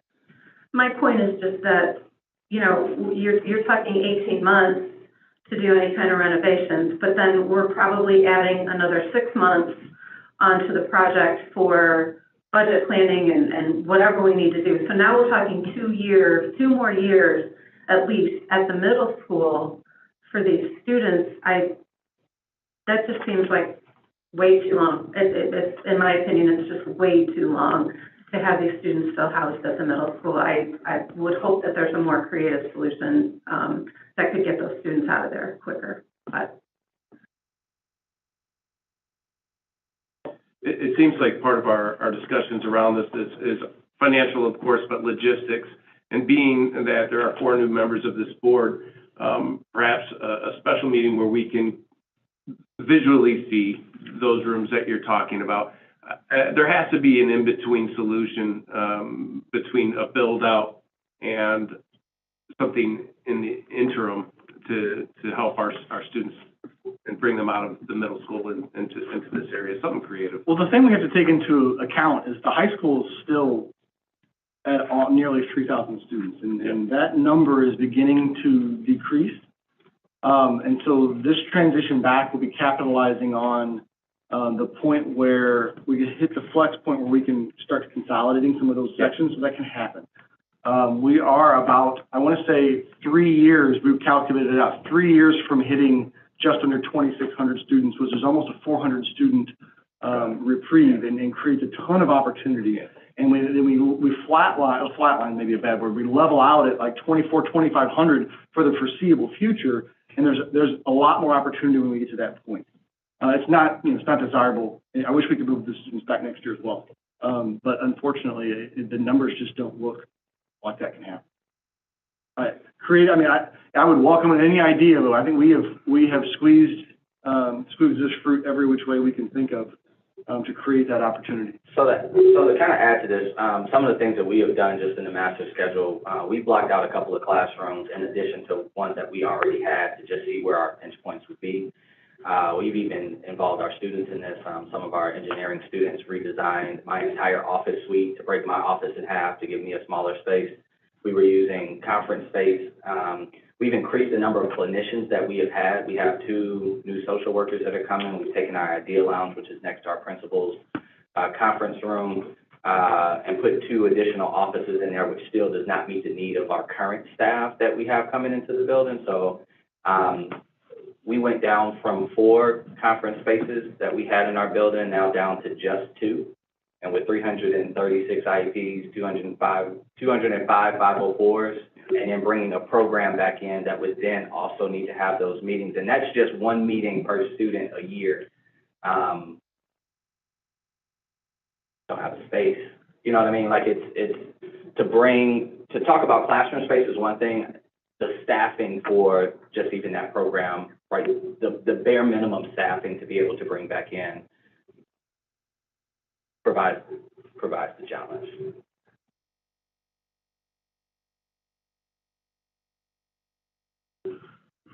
I ask a question on the building here.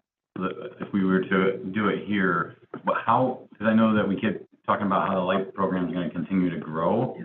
Like, when do we outgrow that 12,000? So I'm thinking if it's at the high school, you have 12,000 and we continue to get less students, we can continue to expand that as needed. So my concern would be here, we would eventually outgrow that, then what?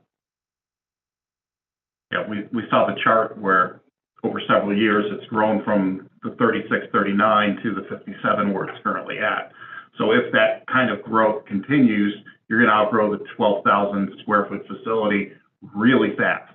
If those numbers, even if they taper a little bit, you're going to start exceeding that capacity before you even finish the project. I think what we have to keep, you're right, but I think what we have to keep in mind is where the space became a real challenge for us when all four tiers had to come under one roof.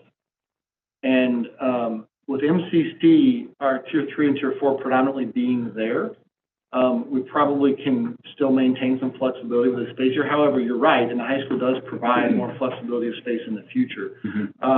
You know, the other creative things, just to cap on Mr. Thompson's point, MCC is constantly in conversations about building a new building. I've been engaged with, you know, with Dr. Gabbard and as well as Christina Haggerty, their one of their cabinet members that works with us on what that might look like. What they have when they have a building they no longer need. Can we rent that space? And they know of our interest. They know of our interest to expand the entire program to MCC and lease that, at least in the near term, if that was a possibility. They just won't have the space until that building is constructed, which hasn't started. So we've pushed this in a number of different directions. I think the MCC option is one that's really attractive. As more and more of our students are taking MCC courses and being active on that college campus, is great for them. That's an option we continue to pay attention to. But from a space standpoint, because I remember this discussion when we had it a while back, my initial knee-jerk reaction was to go ahead and build a new space, because my concern is this outgrowth. Even if those numbers level out a little bit, that I think in the long term presents that problem too, where now you need more space, what's going to come the cost of that? Has the West 40 been looked at as a possible solution? We didn't go too deep on that. It could be. We stayed away from it because the construction costs for a brand new standalone brick and mortar facility that was not latching on to something else were pretty big. Okay. And where Mr. Altmaier will take us in the conversation is what finances are available would probably require the board to issue bonds when we have some debt that's coming off. Right. And what I'm going to get this right. What he would say is if we issued about $5 million worth of bonds, it would generate about a $450,000 a year mortgage payment, which is what would replace what's coming off. Correct. So $5 million is not going to build a brand new standalone facility. Okay. That's our challenge. We would be forced to go referendum in the fall of 24, November 24, which is the next opportunity to do so, if we needed to go beyond that. I believe. We have some reserve funds we could tap into. Yeah. But I don't know that it would get us as far as we needed to go. That's kind of the challenge that we're facing. Because Mr. Concert's getting excited because he thinks that's the perfect spot for it. No. It's not. No. Sorry. Well, and then we went through zoning review with the Village of Huntley, when we did the additions that we did in 14, 13, 14, the work we did 13, 14, 15, the village was very, very adamant that what are we doing with this West 40? And because they felt the pressure from Del Webb that they didn't want. That was actually our preferred location for solar panels. And they do not want, they didn't want that to happen. And so we were told that we could use it for practice facility, no competition, no parking lot. No lights. Okay. We do own the land across the street from the high school's main entrance. That was my next question. But then you're pulling utilities and drainage and all that. I did talk to the Village of Huntley recently, my counterpart there was planning development, because I know he's in touch with it a little more than I am lately, and the county has a master plan, and it's been on and off for a number of years, that this big dream of possibility in long-term development about the extension of Algonquin Road ultimately to come back, and it's back on the radar now in the 5-year plan as a dream. But that land there could, unless we build something, I guess, and I don't know if they can still condemn it, but you gotta be careful there. Yeah, and I remember the maps of that Algonquin Road join up with that particular road. Main Street extension's probably more likely than Algonquin Road, Yeah, I can see that probably more likely too. which would funnel out right there, Right. which we probably could work around. But again, now you're talking big, big dollars to do that. Yeah, and I recognize that, Well, but the county's dream is that property, that 20 acres or whatever it is gonna be the stormwater detention for the road. Keep track. it's just knowing that we have that additional open land someplace else. So I recognize that there's big money costs that are associated with that too, but the open land is still the open land, so ask the question. And if it's asked and answered, then fine, so be it. Well, I have to present one of the challenges that I think we face is, and you brought up what the parents want. The parents want out of the middle school, so they're perfectly content going back to the high school. Whereas the teachers in the light program, as well as our special services administrators, believe going back to the high school is essentially the same thing as being connected into the middle school, as these are students that are 18 to 22, and like age peers would be more adults or MCC students. So there's a matter of the decision of, the argument of what's best for the student in their learning environment versus solving an immediate need and leaving the middle school. Having had light program at the high school, it never came up in my time as principal there that there was an issue being with like age peers. That's why I personally think it's the best option. However, I do have to recognize special educators and special education administration are technically the experts. And they know best for that age group more than I or we do. And I accept that, but I also think that the parents, know what's best for their children as well. Oh, I didn't mean that Yeah. I didn't mean it to supersede the parent. That wasn't my intent. Right. But just from on our side of the house, Mhm. that's where I needed to make note of that comment. I wasn't trying to insinuate they know better than the parents at all. Well, and being at the high school, those students are closer in age than they are to, 12-year-olds, with 17 and 18-year-olds. And I just want to go on record that, I find it unacceptable that we're going to have to make these students wait at least 2 more years to get out of the middle school. It's just unacceptable to me. So I just want to go on record with that. Well, I mean, Dr. Beelan and my conversation, 2 years tonight's the first time 2 years has become a thing. Our expectation is we might be able to do something for 24, 25 in terms of classroom space at the high school. The renovation itself, maybe not. So if we're talking tier 1 and tier 2, those options exist. Okay. So I don't want to put 2 years out there. That's not our intent at all. It never has been. I've continued to push Wolf and Mr. Rinkosik that this is a 24, 25 project completion. We're just really up against the timeline if we're going to do that. If that is going to be a reality, we have to go out to bid mid to late summer, which means we need a decision on finances, which means there's just a lot of work to do.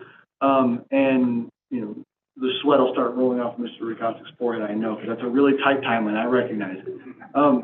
If it's the immediate of just getting out of Marlowe, potentially we can create a couple of classrooms at the high school for 24, 25. We just have to know that we're going to displace all of the supportive services that Light relies on. Maybe not even in the high school, and they may have to come and go from different locations, because that's where the space really, really comes from. Well, but they, correct me if I'm wrong, but they do most of their work within the classrooms, is that correct? Or do they pull, like, does the speech path pull kids into an office to do speech therapy, or does most of that happen within the classroom? It's a combination of pull-out and push-in services. The majority of our services for social work are pushed in because of the socialization opportunities with other peers. But physical therapy, occupational therapy needs access to specialized equipment, so those students are pulled out for services. Yeah.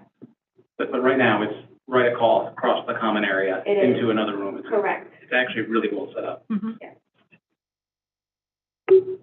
I guess I'll jump in here a little bit. The first thing is, I understand the cost of the new buildings, and I understand the desire for that. That's a good thing. But when we look at our enrollment numbers and the projection that where they're going, right? We're going from 8,500, we're going to hit 8,000, we're going to hit 7,500. I pulled the McHenry County births from the census up to 2020. It's still declining. It's still going down. So I have a hard time trying to be a fiduciary responsibility in building new buildings. If we're going to spend money, and if we have $450,000 a year coming for that, I want it to go to staff and the curriculum for the staff, the tools that they're using for them. That's where I want the money to go, because that's what I think we actually need. So I think we need to be creative here. What I'm seeing here is a lot of people providing input. I think we need to step back and have a meeting with the parents, the staff, the administration, and come up with what the requirements are. So Ms. Allen, we set up a 30-minute meeting today, which took 90 minutes. She walked us through the entire space at Marlowe. She did a fantastic job. We met, I think, every one of the staff there, and they were all really friendly. And I got to say, I understand the issues with being in the middle school. Don't take me wrong. That's a nice setup. I think we could figure out a way to replicate that somewhere. It would be good, because the way they have it in a square across the common area, it really flows well. The nurse is right there. There's a lot of good things. We should take that and learn and put together the requirements document to understand what it is exactly we want for these students, because that's really what we're here for, is trying to help them. I do think there will be space coming available at the high school, but we have to figure this out. And Gina, I know you weren't able to go today. I really would suggest going through and looking through it, because there's a lot of good things about it. Being in the middle school is the one big negative. And we have to look at it. And just from a financial perspective, I get wanting to build a new building, and we can just solve all our problems, but it's really expensive, and that means we're going to take away money from someone else. And if we're looking to try to fortify the staff and what we're doing there, we have to look at this differently. So we need to get together and creatively try to come up with something.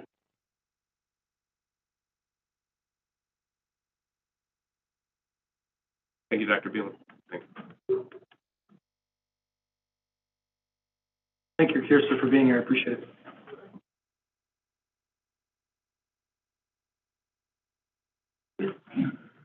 Anything else on that? No, I'm finished. Okay, so we will move to number 9, Ms. Lombard. All right, just 2 updates. So the first that's linked in there is, sorry, 2 updates. The first is linked in there annually. After May 1st, we need to go in and submit our final calendar. Have those extra floating days at the end. We didn't need those. So what you'll see is the calendar that we submitted on Monday. I waited until right before the board meeting, because last year we did it right away on the first day, and then we had some issues with some water over at one of the buildings. I had to make a few changes with some things. So nothing you have to approve, nothing you have to do. It's just showing that our final calendar has been submitted to both the regional office as well as the state of Illinois school board. So all of that set. Any questions with our final calendar? All right, our next one, I'm going to need Dr. McCrindle. So we had a little reveal last year.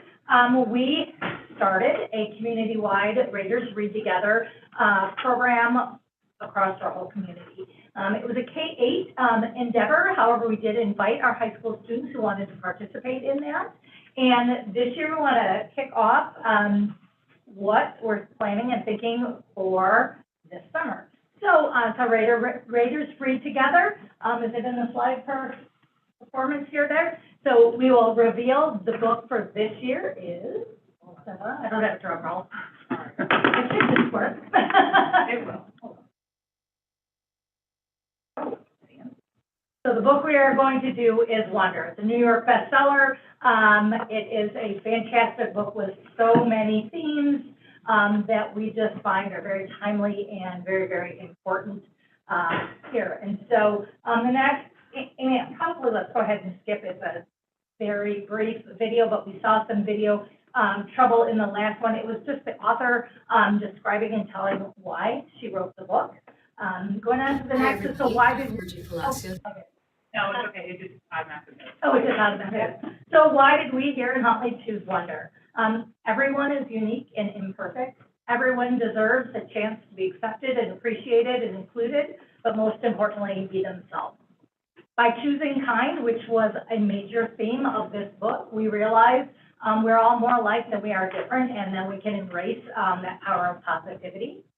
And there were so many different themes that we figured could have conversation both in the home and in the community around this book. Some things that are upcoming. Next week's our last week of school. So books have all been delivered to the schools, and discussions that will be taking place, I will say majority of them on Tuesday, but we have a couple end of the year field trips, so a few classes will be doing it on Monday. Our wonderful curriculum department, mainly Dr. McCriddle, put together some K2, 3, 5, and 6-8 lessons that all of our students will be having. They learned about Treacher's-Collins syndrome, okay, the main character in the book. Discussions around differences, acceptance, kindness, empathy, and I think this was more around the 3, 5, and the 6, 8. What do you think the world would be like if everyone was exactly the same? But again, it was just to really, we don't want to send home the book, especially when students may not know a lot about the syndrome that Augie does have, and wanted to have some underlying background knowledge for that. So those things will all be taking place on Tuesday, and then the book will be going home with the youngest child in our family, K8. They'll be taking that home. You will all get to leave with a copy this evening. Also has our little calendar with a bookmark that they can rip off, and then we'll talk more about that in just a minute. Our high school students will have that opportunity to go to the front desk and pick up a copy if they would like to participate, and they are the only student that is in their family, because again, other students in the family would be bringing them home. ECC, we really figured at our early childhood, how can we incorporate them, a heavy book here, to be reading if they were the only student, or the oldest student who might be in the district. And the author did create a picture book, We Are All Wonders. They will all be getting a copy of that with a letter kind of talking about the summer reading program that will be read in class. Dr. Powles will be doing a read of that as well that we'll push out on social media. But again, inviting them to participate in some of the literacy activities and the kindness activities that we will be pushing out besides just the book. And our hope is that everybody will join in on that summer reading challenge here within our community. The QR code is part of, oops, hold on to that. That's the embarrassing part. The QR code is on here. It links you right to a website, or a link to our website for the Raiders Read Together. And there'll be literacy activities that'll be pushed out that families can do to practice those strategies, as well as a variety of activities and lessons that go along with the book. Again, they can do that at home, but every Monday night, last year, our book, we had chapters videoed by people in our community, as well as staff. That was a lot on our communications department to film, edit all of those for daily components. So there's pieces that we're going to encourage families to read at home, and then the public library is partnered with us and is allowing a space in there where we will have those community leaders we have people from the police department, the fire department, library, park district, school district, whatnot, who will be coming and will be doing the read alouds that they read the week before at home. Maybe some of the kiddos hadn't participated. They're still welcome to come read with our community and district staff and leaders, and then have some discussions around the things that we've been reading. So that's all on here. We're super excited. Shout out to our communications department that helped design this. I think it looks fantastic to go with the book and all of those pieces. All of the books and anything that needed to be printed were, I won't know exactly what grant, but they were paid out of one of our community engagement grants that we needed to have. Our hope and our goal is that we would do, again, that week of the Enjoy Huntley Week, which is that first week of August, that we would do a video, movie showing of that, weather permitting. It'll either be back out on our football field or in our PAC. So we'll get more information out about that soon. And then on Tuesday, we filmed the video that'll go out on the Huntley or District 158 Facebook, Instagram, whatever social media platforms that they have. I hate watching myself. I hate listening to myself, but you're going to see the video that's going to go out. So go ahead. You're allowed to do it now, and I'll just hide. No.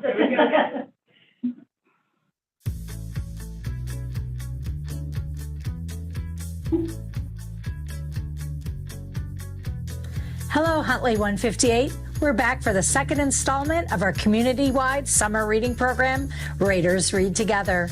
Last year, many of you came along with us as we explored Willy Wonka's famous factory, collected golden tickets, and practiced important literacy skills along the way. This summer, I'm thrilled to announce that we'll be following the story of Augie Pullman and the famous bestseller, Wonder. This story is not only a national New York Times bestseller, but it's a wonderful depiction of the power of kindness and courage through themes of bullying, acceptance, differences, wonder, friendship, and so much more. We're also excited to share a twist in this summer's Raiders Read Together, as we truly will be reading this story together in person.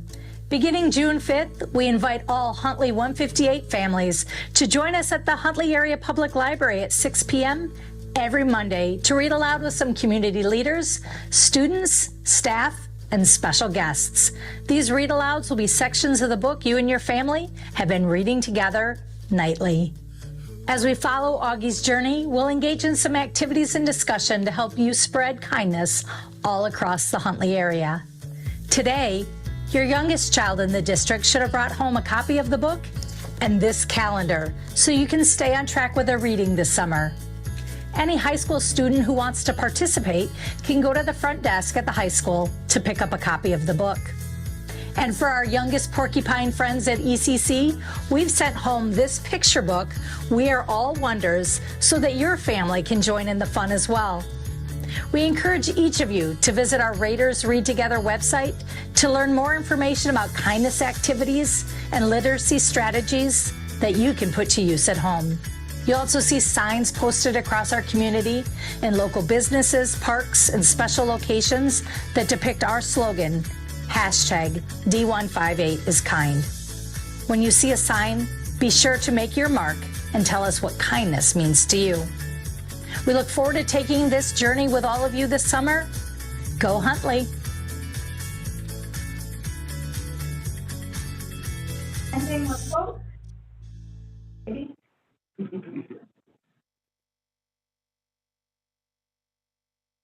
Maybe. Don't start that again. There we go. Make Jessica a star. Kind of. We're super excited about this, and again, hopefully we will get our families and our students and our local businesses out there. We'll have times where they may be able to interact and have things in, and again, encourage people to use our local businesses all while becoming in. Love it. We'll get you one of these on the way out. Thank you, Jessica. Thank you. All right. So we'll move on to item number 10. Dr. McCrindle, do you have anything? I do, just one update this evening. As we are culminating our school year, our students are currently completing all of their district universal screeners that we do on an annual basis with our ECC up through our 11th grade students. There's different assessments based on their grade level. Once those assessments are finalized, our district and building level teams will review the data as a part of their school improvement planning process. And then each school annually develops their own school improvement plans, which consists of a minimum of 4 different goals revolving around academics as well as school culture. So these goals connect to our district strategic plan, and they serve as a blueprint for our common school-based improvement efforts.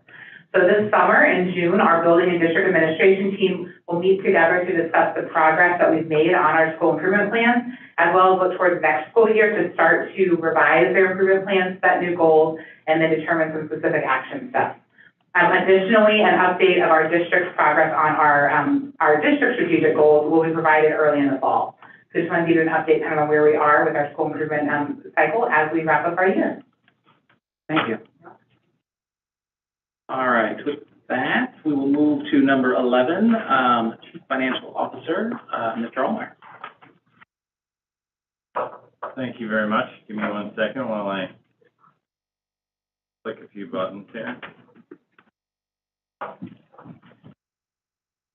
Thank you very much. As part of new business at the last meeting, the board had asked for an update on the electric buses and the EV infrastructure. As part of your board packet, you do have, I did provide those previous documents that were shared with the board, but I really did want to give a presentation because a lot of things have changed a little bit financially since we previously gave these presentations. And I kind of want to start off this presentation with, you know, I think we all know we like to think of ourselves as the greenest district in the state. In fact, we may be, but with that, well, comes that arguably we're also the most energy efficient because with sustainability comes savings. That's really how we became as sustainable and green as we are. And over the last 15 years, we've become that green and we've been able to save those dollars because, well, we've done large capital projects. We've done guaranteed savings projects along the way. And those guaranteed energy savings projects,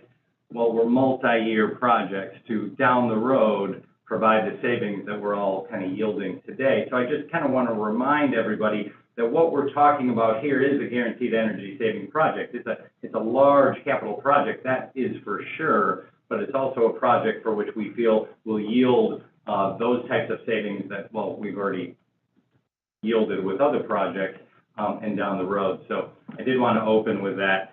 And I also wanted to provide a background a little bit because I think, you know, we do have 4 new board members. There's a lot of different things that go into the electric buses and EV infrastructure other than just the buses and the infrastructure. So within the foundational background, I'll talk a little bit about the funding mechanisms because I think that's really important to understand transportation funding at the state level and what is happening at the federal level.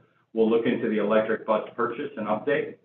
We'll talk about the partnership with Verigy, CTS, and how that happened and their EV infrastructure. We'll then dip into the cash flow savings, so we'll dig into the numbers, and then we'll ultimately provide to the board and to the community an EV infrastructure update. There we go.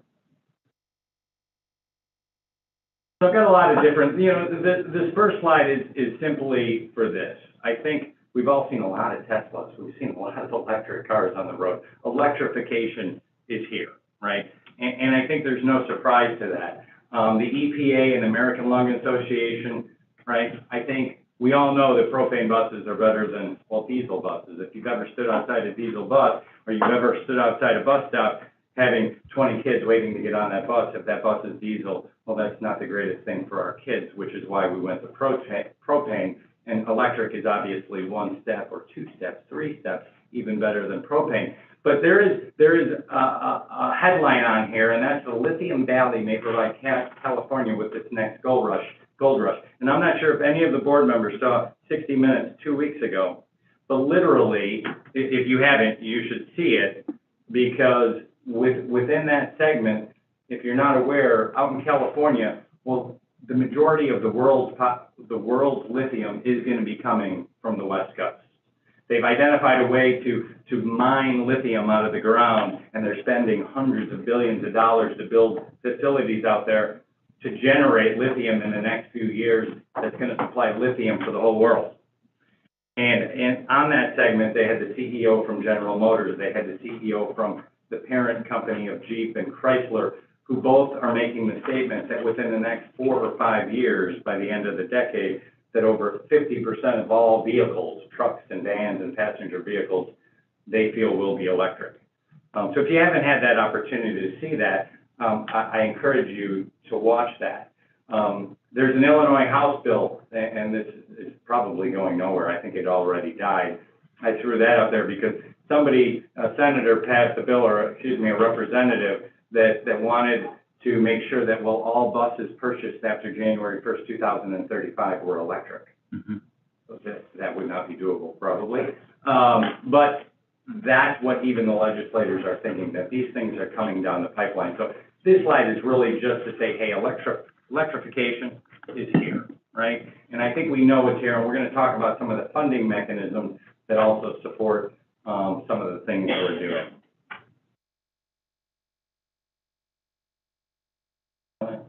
There we go. I'm just gonna show them all up at once here.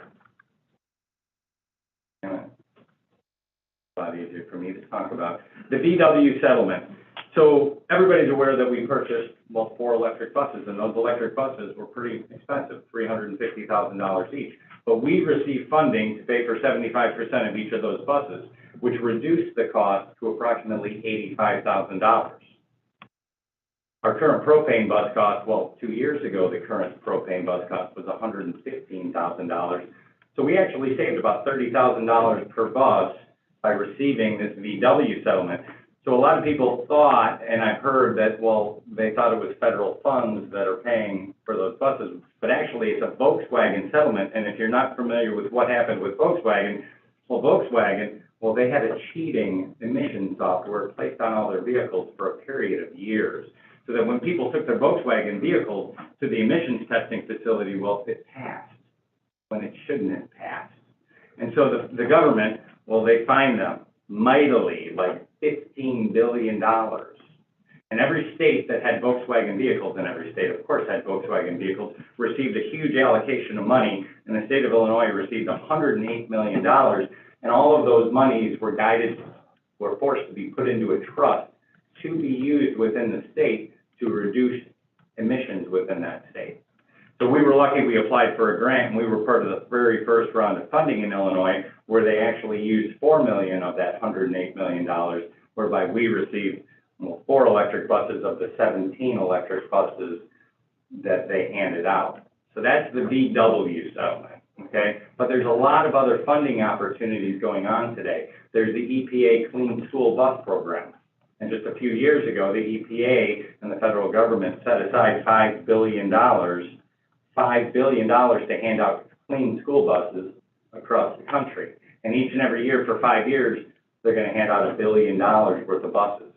So this past year, we did apply as a school district to hopefully receive some additional funding to receive that same type of deal, but based on the priority base of that lottery system, so to speak, all the districts in southern Illinois, because of poverty and low income, were eligible. Most districts in the Chicago area were not. But I bring that up because, well, the federal government, they're handing out electric buses left and right over the next 4 or 5 years. And each year, that lottery system and the priority-based system of allocating those dollars is going to change a little bit. So somewhere down the road, we might be eligible to receive some electric buses. It's also important to note that those 4 electric buses we received aren't additional buses in our fleet. Those are buses that, well, we would have purchased anyway. We have approximately 100 to 110 buses in our fleet. We're only using about 100, so we're downsizing a little bit. But those 4 electric buses replaced 4 propane buses we would have received otherwise. There's another federal grant called DARA, Diesel Emission Reduction Act, and that's funded at about $200 million a year, and that also covers propane buses as well as electric buses, as long as you have some aged diesel buses that you could take out of service. There's also the Inflationary Reduction Act that was passed in November of 22, and this is actually a really important one, because within the Inflationary Reduction Act, the school district, if you remember not too many months ago, we purchased 5 minivans, and those are plug-in electric minivans. And on those plug-in electric minivans, we're able to receive a $7,500 rebate on each one of those that we purchased because of this Inflationary Reduction Act. It's also part of the Inflationary Reduction Act. They have a renewable energy clause as part of that act, whereby the investment tax credit is up from 24% approximately back to 30%. But they also added, and this is kind of an important distinction, the investment tax credit is primarily for companies that will generate profit. you file a tax return, and you do the right thing with renewable energy, we'll give you an investment tax credit. So historically, governmental entities such as our school district were never eligible for the investment tax credit. But under the Inflationary Reduction Act, well, now governmental entities are eligible to receive funding from the federal government, even though we don't pay taxes, even though we don't file a tax return. And so under the Inflationary Reduction Act, there is a 30% investment tax credit primarily for solar. So when we talk about the solar array that comes with this EV infrastructure, we are now eligible to receive, and we're going to be working with Verigy, our partner, to make sure we take advantage of that 30% direct pay rebate. Then there's solar renewable energy credits that comes from the state of Illinois. Those will eventually run out, as all of these funds will eventually run out. And I think the point there is that if we don't apply for these funds, right, because maybe we just don't want an electric bus, or we decide not to apply for these funds, well, somebody else will, right? These are funds that are available today that can help us continue to do the things we're doing to save money in the future. So certainly that's what we did with VW, and that's what we hope to do with some of these other grant opportunities. I noted under E, the state transportation reimbursement claim, and that's really important too. That's a claim that we file each and every year for prior year's expenses. So the state of Illinois, on average, reimburses us for 80% or more, a little bit more sometimes, they prorate that amount, of the expenses we pay in the previous year. So each year we receive state funding for regular transportation and special ed transportation. So if we buy a new bus and we depreciate that bus over 5 years, they will reimburse us for buying that bus at approximately 80%. And we'll jump into that a little bit. So that's the state transportation reimbursement claim. So the EV infrastructure and the solar and the things that we're doing here today are also going to be reimbursed by the state to us, which also makes this a lot more attractive to do as a capital project. And then lastly, the transportation fund, that's our fund balance, that's our financial statement. And over the years, 10 years ago, when I first came into the district, we didn't have a lot of money. The school district did not have a lot of money. And we had 110 buses, and all our buses were 9, 10 years old on average. We were driving buses that were 14 and 15 years old. And so we had to start setting money aside so that on an annual basis, we could start replacing that aging fleet. And so on average, every year, we try to replace approximately 10 buses. But we still have buses in our fleet today that are 11 and 12 and 13 years old. And we're probably one of the only districts in this whole area with those type of buses in our fleet, because most districts don't have an aging fleet like we have. So over the years, we built up that fund balance, and over the past 4 or 5 years, because we've been buying buses at 10 at track every year, we've started to take down that fund balance. But that fund balance is approximately $6.5 million as of the end of June 30th, 2022. And it's also important to note that those funds within that fund balance really technically can only be used within transportation. And so we had a purpose for those funds. And so some of the capital costs of this project would be used from utilizing the transportation fund balance. But then also understanding that even if we use that fund balance for this infrastructure, we will receive a reimbursement from the state on that, from a depreciation and payback under the reimbursement claim process. So I wanted to share all those different things from a funding perspective, because those are really important to understand some of the decision-making that happens.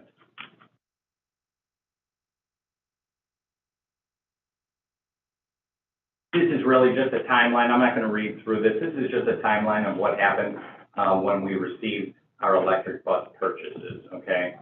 With ultimately in April of 2022, the Board of Education approved the purchase of those 4 electric Bluebird buses. The cost to the district at the end of the day, after we receive reimbursement from the VW settlement, will approximate $85,000 each. Current estimated delivery, we were expecting these things in November of last year, but because of supply chain that everybody's dealing with, it just kept getting pushed back and pushed back and pushed back. 2 of them are ready, and they're ready for delivery. We're just waiting to get our chargers up and running still because of supply chain issues as well, and we'll provide that update. And 2 are near completion, and we're hoping that those 2 will be done also within the month, but stay tuned on that. So after we did the bus purchase, well, we knew we needed to build an infrastructure. We knew we needed to build charging stations. We knew we needed to do a lot of different things to make sure that we had the electrical infrastructure that could support the charging of a bus, because the charging of a bus, it's not just like you could plug it in. It takes massive requirements. And so then we asked ourselves at the time, understanding all those different funding opportunities from the DARA grant to the EPA grant, to understanding that we will receive reimbursement from the state for any capital project we do, and understanding the investment tax credit opportunity, which we didn't know was an opportunity at the time, we said, you know, we need to build this for the future. We need to build an infrastructure that will support a number of electric buses, because we felt pretty good that based on a lot of these funding opportunities that we will have electric down the road, whether that's an electric bus or those are electric vehicles, minivans, or that's electric operations and maintenance vehicles. In fact, before we went down this path, we didn't even know we were purchasing 5 plug-in minivans. So today we have 4 electric buses coming. We have 5 electric minivans that will utilize this infrastructure. So we went out to RFP, Guaranteed Energy Savings RFP. We received responses from Forefront Power, our solar partner, Verigy CTS, one of our energy partners, and Amoresco. And we ended up going with Verigy because not only were they the low-cost solution, but they actually had the best, plan out of all 3 by far. So they really knew us, and they knew what our goals were, and they had all the right solutions, kind of their T's crossed and their I's dotted. And I'm not going to get into ultimately what we did, other than we're going with 3 chargers because we don't need. We're building a location and infrastructure for up to charging up to 12 buses, 12 stalls, which also includes O&M and minivans, electric vehicles.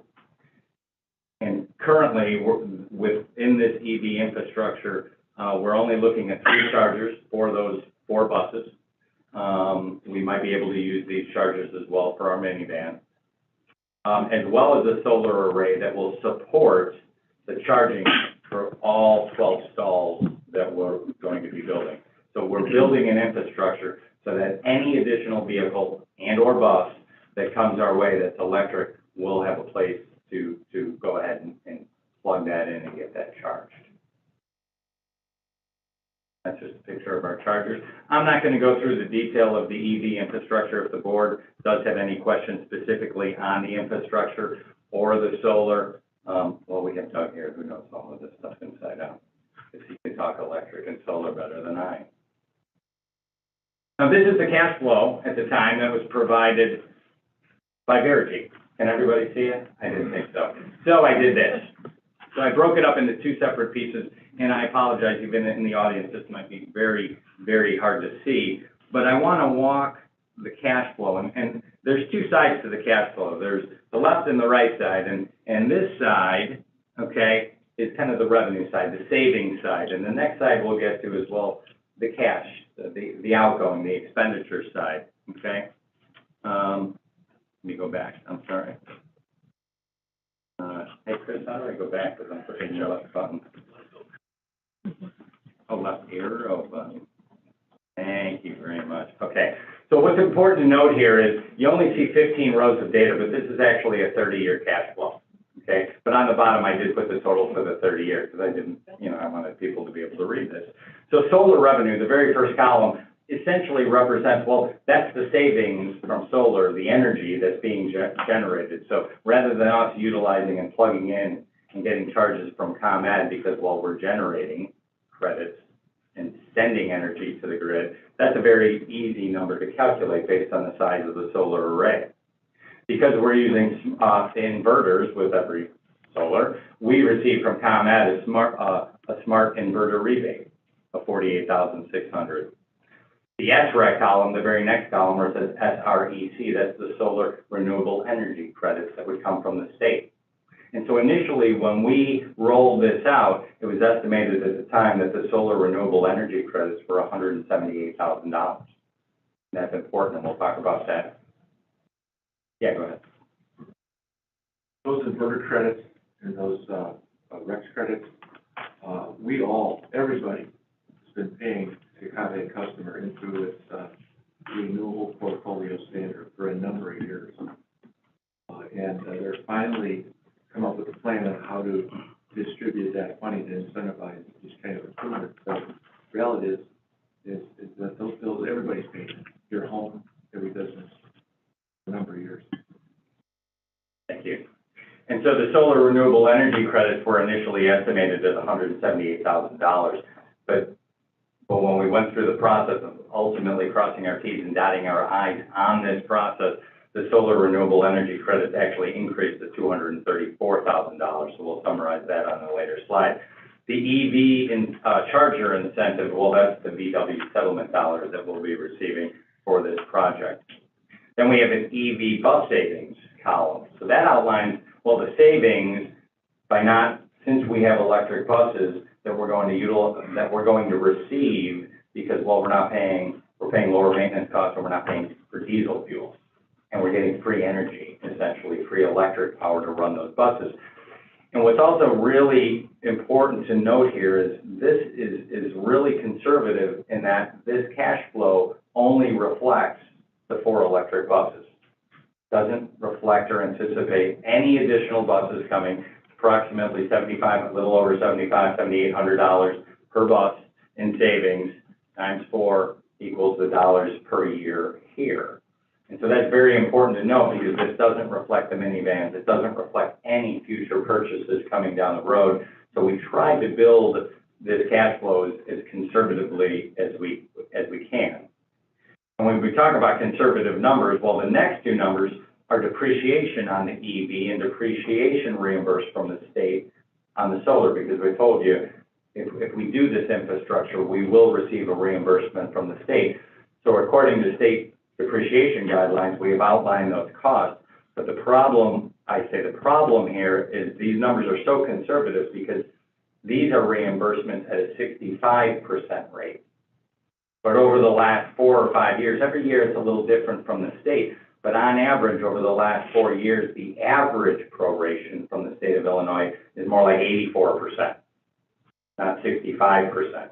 We opted to go with 65 because, well, that's incredibly conservative, and we wanted to see where it landed. If it was closer to 80, 84%, we're talking about an additional at least $100,000 of reimbursement from the state regarding this infrastructure.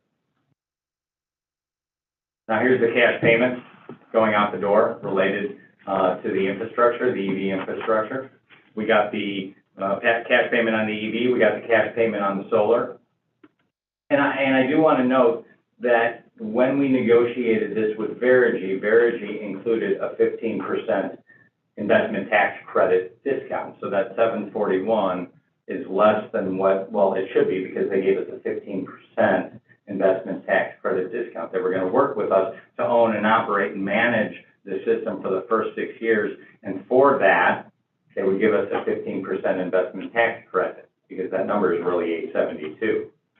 But then came along, well, the Inflationary Reduction Act. And with the Inflationary Reduction Act, that 15% credit is now 30%.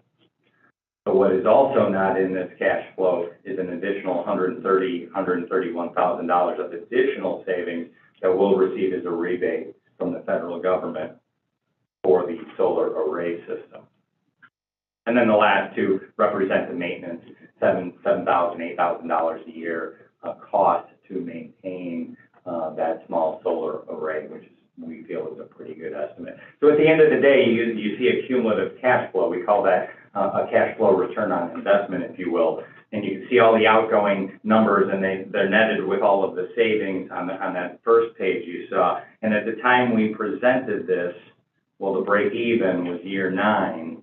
But at the end of the day, after 30 years, with the very conservative numbers that we have with only 4 buses and depreciation at 65% versus 80%, you could see that the net positive cash flow is $1.5, $1.6 million.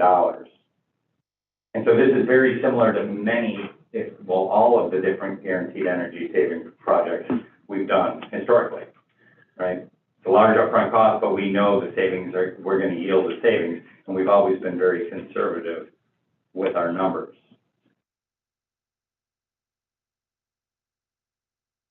So I wanted to talk about some of the points that I just highlighted. I mentioned that the SREX increased from 178 to 234, so some of these numbers did get better since the initial cash flow. The investment tax credit incentive due to the IRA increased from 131 to 262, excuse me. The EV bus savings, we talked about that within the capital, only reflect 4 vehicles, does not reflect the minivan or any future vehicles purchased down the road. And just with A and B above, the additional $187,000, the cash flow break-even improved from 9 years to 6 years. And that's important to note because, well, I didn't even take into account the increased depreciation from the state of Illinois, right? And we didn't account for, well, the approximate $30,000 in savings per bus, right? So that's $130,000 there. There's another depreciation over $190,000 at exactly 84%. So we're talking several hundred thousand, which really would take that break even down. Well, if we go back, almost year 4, 3 or 4, not 3, but definitely 4 or 5 from 6.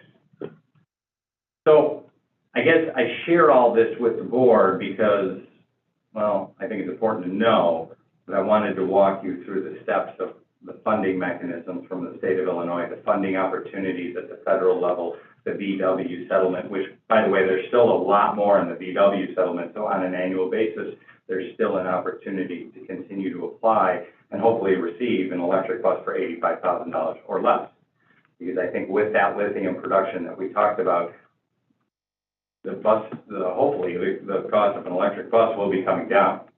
I will never, let's put this on the record, I will never, ever ask the board to approve a $350,000 bus purchase without at least 75% funding. You can guarantee that.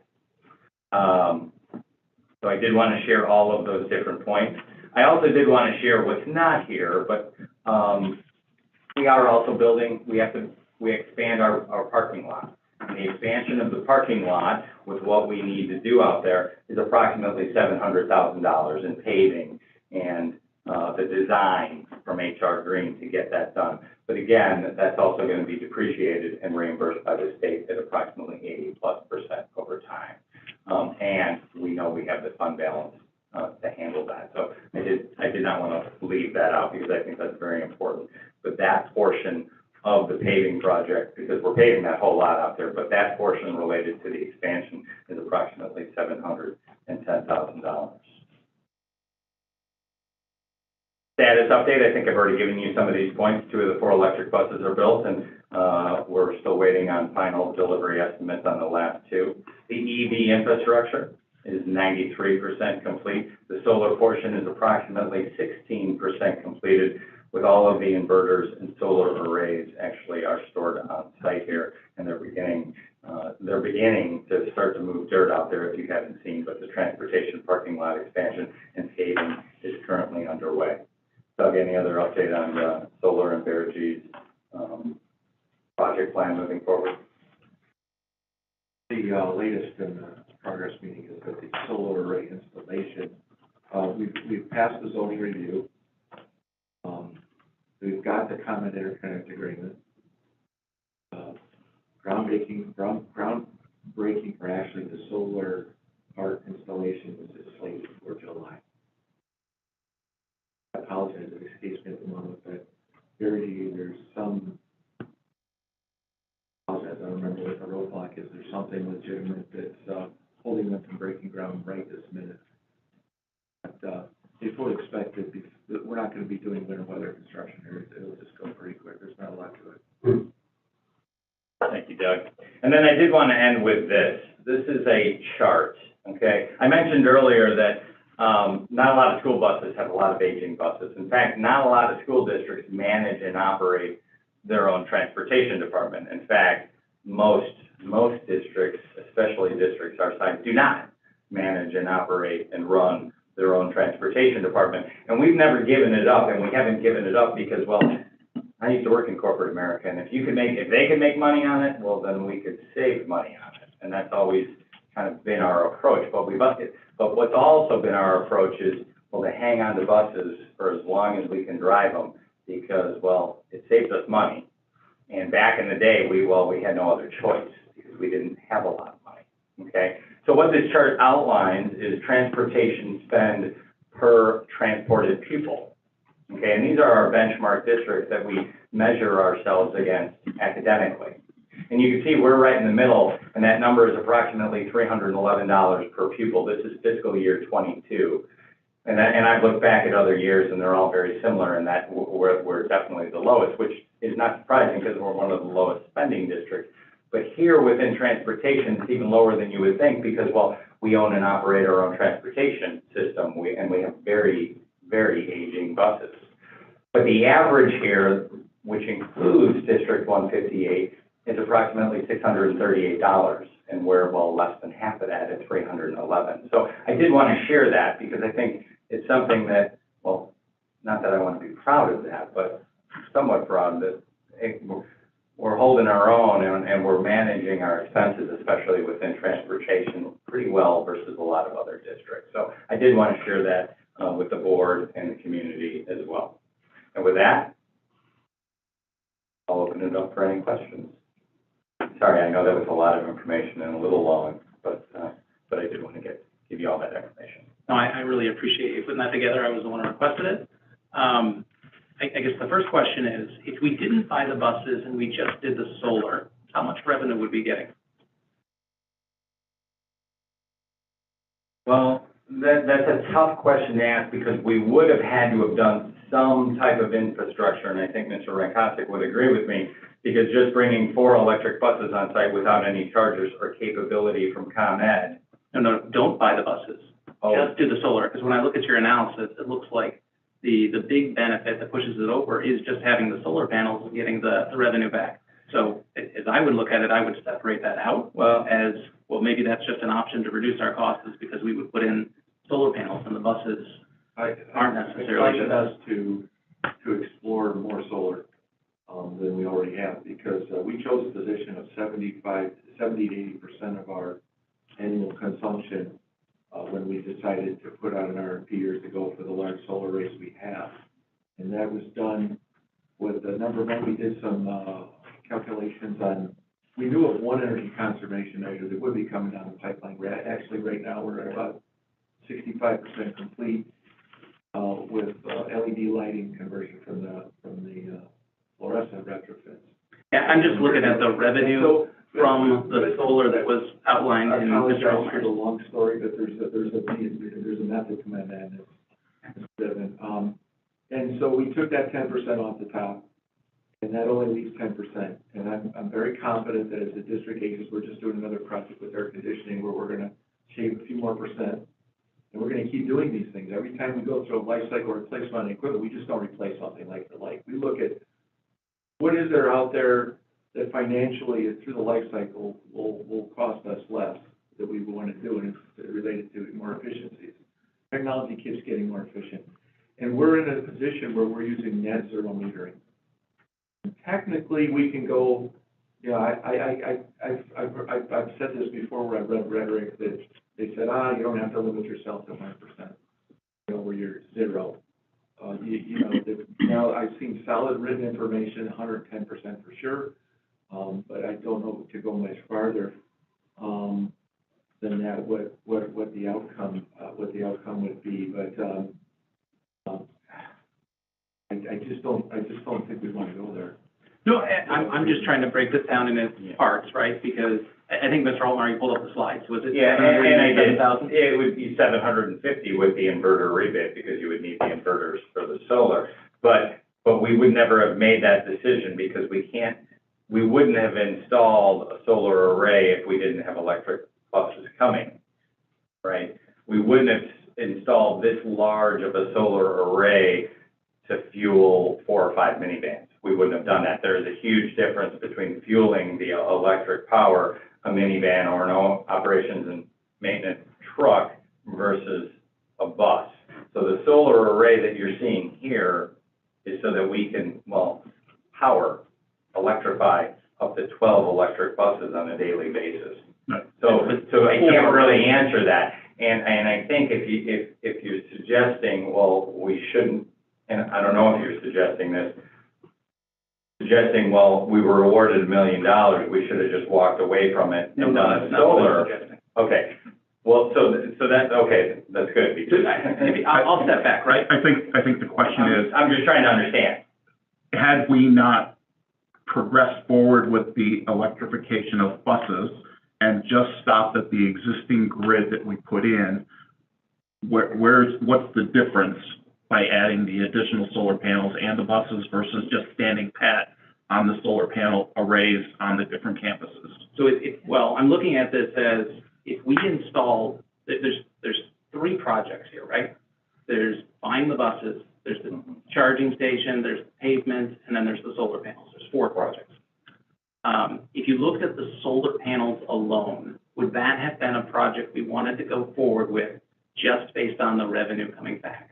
Meaning, did it positively impact cash flow by just doing the solar? Because my memory may fade me, but I think the solar cost $1.1 million? No, 872. So it's 872, it's generating 750, plus we would have the investment tax credit coming back at 30% of the 872, and we would have had the depreciation reimbursement from the state of Illinois. So absolutely. So solar panels are net positive. Very net positive. Right? Yes. So then if you look at buying the bus. But it's the infrastructure, it's the electric, it's everything else. No, but then if you separate it and you look at the 3, you don't need to do the pavement or portions of the pavement if you're not buying the electric buses. So then the pavement, the charging, and the buses equals what, roughly $2.2 million? And then we get $1 million off of it from the VW grant. So that's $1.2 million. And I'm not taking into account the depreciation, because the depreciation applies to the propane buses or the electric buses, correct? It applies to everything. Right. In fact, the depreciation on the 4 electric buses is not even included here either. So 1.2 million, if we take 2.2 million, minus the 1 million, 1.2 million for 4 buses, we're at $300,000 per bus.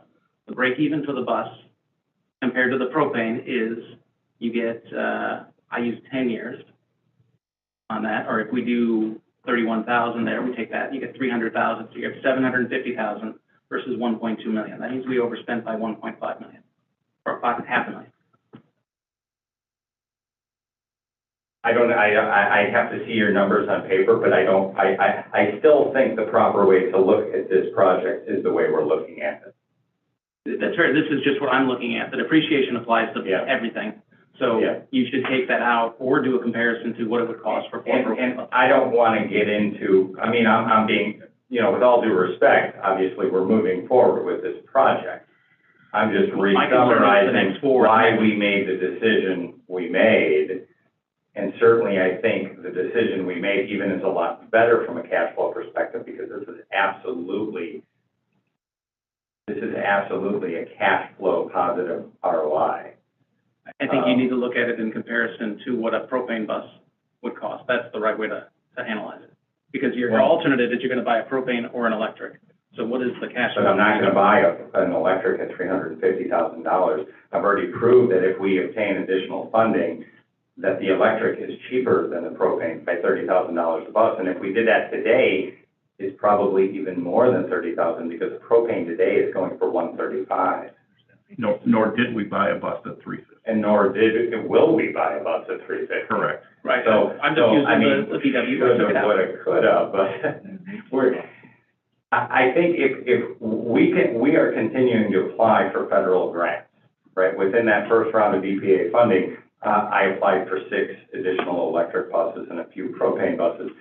If we get to a point for which we are awarded funds for an electric bus, I think then this is an appropriate conversation to absolutely have. I do understand you, and I think that conversation is worth having, but to go back and...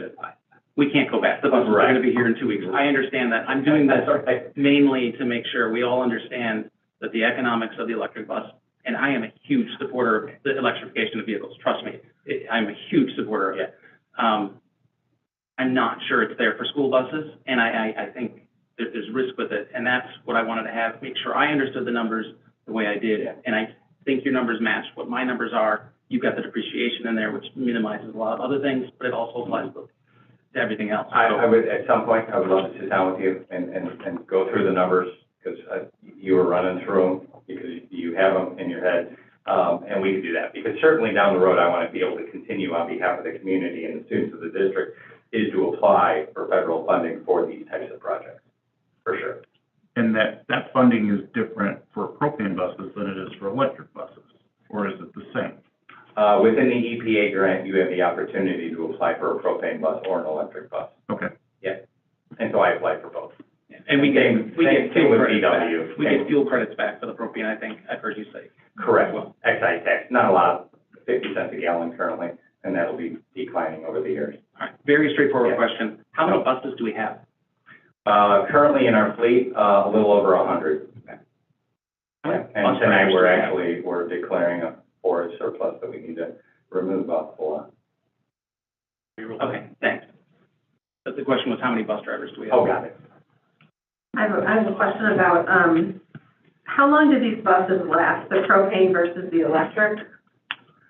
We've been told about the same length. Same amount? Obviously, the electrics haven't been on the road, as long as the propanes. I know propanes have been around a while, but we do expect the buses to last just as long as our current diesel buses, at about 13 years. Great, and then 13. how long do the electric batteries last? We're being told the same. Same amount as the buses? Same, correct. Okay, I mean, there'll be degradation on the battery side, but, we shouldn't have to replace a battery over the life of the bus. Okay. Is that part of the warranty for the battery as well? I own an electric motorcycle, and first one I got had a bad battery, and if I would have had to pay for it, I might as well have bought a new entire bike. So for the warranty for the new vehicles, especially on the battery, you can compare that to the drivetrain on a. Yeah, I know it's at least 5, but it may be 10, and I don't want to misrepresent that. So I can get back to you on the warranty of the battery. Yeah, I don't recall. Do you recall that? No. I do know that we're taking some precautionary measures to involve fleet management people who have experience from California on how to make sure that we keep the battery charged within the appropriate range so the battery life extends to the maximum amount possible. There's some telematics going on the bus that will help us work through that. Yeah, especially in hot weather. Hot weather is the enemy of EV batteries. Yeah, you run the air conditioning or the heater. It tends to pull a lot of power for sure. Any other questions? And again, thank you for that. I don't mean to put you on the spot. I think we got to look at this. No. I appreciate the question. Thank you. All right, you have the next section as well? Did we skip 11-1? Or, yeah, We did? So, yeah. Oh, The storage area. he jumped into the. He was anxious. Oh. Mark gets that. I did. I'm so sorry, the coffee bar. Okay, well, I did provide a memo to the board on the coffee bar. And through new business, the board had asked for some explanation as to what was going on with the expansion over at the coffee shop, if you will, over at the high school. I did have an opportunity to walk Mr. Bittman and Mrs. Murray through the coffee shop last week after the light program graduation. And we really ended up doing that simply because, when we initially built the coffee shop, we were anticipating sales revenue of $1,000 to maybe $1,500 a day. And when you're expecting that much in revenue per day, we knew our storage area might be a little small, but we gave it a shot. And when we were hitting $1,500 a day in sales revenue, we were finding that we were having boxes of food out in the open area outside, just immediately to the right of the coffee shop. We were having racks of donuts and racks of sandwiches in that area for which, students were congregating. It was kind of an unused area, but we still had things that shouldn't be there. And the Department of Health, Public Health, that's a no-no. So we knew immediately, once we were hitting those revenue numbers, that we needed additional storage space. And we talked about it for quite some time. And we ended up meeting Mr. Beelen out at the coffee shop, and we worked with Doug, and we added a 2-wall construction storage area so that we had a place for the racks of donuts. We had a place for additional boxes and storage. And we also needed, because this past year, sales revenue went from $1,000 to $1,500 a day, and we're hitting upwards of $2,500 to $2,800 a day. Now there's even more space needed for additional storage and refrigeration and freezer space so that we can prep and prepare for the next day. In fact, we needed actually even a little more prep space. So within that storage area, and I believe that storage area is like a 10 by 10, maybe 9 by 9. It's really not that big. But within there, we ended up purchasing a double-wide refrigeration system and a double-wide freezer, as well as a stainless steel prep table, which cost about $11,300. So we needed those things because, well, without them, we had an employee, and sometimes 2 employees, and there's usually only 2 employees at the coffee shop. They'd have to run all the way to the back of the kitchen at the high school to get what they needed just to prep for the day with nowhere really to put it. So that's why within that location, we put that freezer and refrigerator. And we do have a budget line item for that. I mean, we serve over 1 million meals a year. We have obviously kitchens in all of our buildings. So we have equipment all the time, from warmers to steamers to refrigerators go out. So we do have an equipment replacement line. So hopefully that's all the information you need, because there's quite a bit there, but that is why we ended up doing what we did. And it's really standard operating procedure. I mean, we don't have a construction team on staff, but we have a couple of good O&M people that could build. And we do it all the time for teacher needs, for student needs, for additional space needs. Right now we're building some space for the director of human resources right across the wall here. So with our team. So very standard operating procedure. We do that all the time so that we can meet the needs of our students and staff. And this is one of those times. Yeah, thank you for the tour, actually, after the light graduation. That was really helpful. And I think the last part of your statement is probably, for me, was the big takeaway in this, is that we have internal people who can build to that level of quality. I'm not necessarily the right judge of a build quality, but it looks fantastic. It is. So He absolutely does a great job. So it was really good. And I guess the coffee shop in the high school has created a little bit, from what I have heard, a little bit of division between the food service prep and the folks in the coffee shop. This is why I ask questions about it. And when I look at this, I wonder if we couldn't do things differently if we had our food service people running that in the same way, giving them the sort of same freedom for this. I also, if we control that coffee shop a little bit more, when I look at the educational value, I look at, we've got, as we talked about, some of the if we had light folks in the high school, but we certainly have people with special needs who could maybe self-support that. And the other pieces to this, if you look at the incubator class, wouldn't it be outstanding to actually run a class to run the coffee shop and understand the accounting behind it, the inventory management of it, marketing of it, the product placement and the pricing? I think that would be fabulous. Again, remembering we're a district and that. Dr. Beelen, it looks like you wanted to say something. I'm breaking protocol, but come on up. I know, me too. So one of the things that we talked about, even when this ancillary food station came to fruition, is just that, right? We went to other schools. We talked about how students can become involved, because one of the challenges that we had initially when bringing this even to the table for discussion was our students who were currently in the building operating a coffee cart, our special services department. They had a coffee cart. They were going around. We were kind of moving their coffee pots to different areas that was more functional for them, for their space. And so it has always been, and it always continues to be a piece that I champion for with working with Quest. There's another school that's opening up a coffee shop. They brought a team over, and I talked with one of the members of Quest, just saying, hey, are there other schools that have students who are working with you all and partnering with you all? Because we definitely want to bring that back into the building. That's always been kind of at the forefront of our planning as we move forward and kind of see this thing work. So that exists. Thank you. I'd love to have that. And again, I'd love to have a class that actually ran the coffee shop as a company. It would be fantastic learning, I think, opportunity. So that's just a couple of statements on that. Thank you for this information and the tour. Thank you. Can I make a comment, as far as, all of that Mr. Altmaier just gave us? I think that was a great report, and I really appreciate it.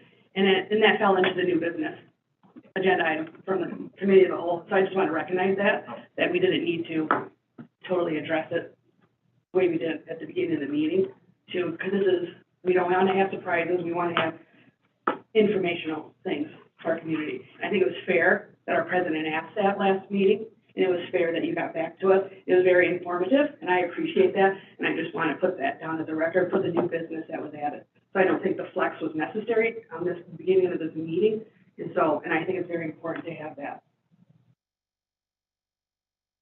Any other comments? No, just thank you. Anytime you want a tour, let me know. Yeah. Mr. Goodman, 75 bus drivers. Okay. So 75 bus drivers. I'm sure we've got more open positions. Oh, yeah. And 100 buses. All right, with that, we will move on to number 12, Community Relations and Student Outreach. Ms. Murray, Freedom of Information.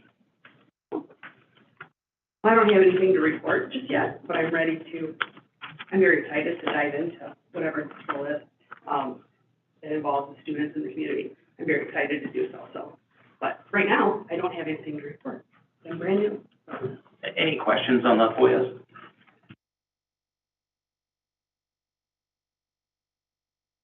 Was this in regard to specific FOIAs or in general? Just specific ones. The specific ones that are listed in the report.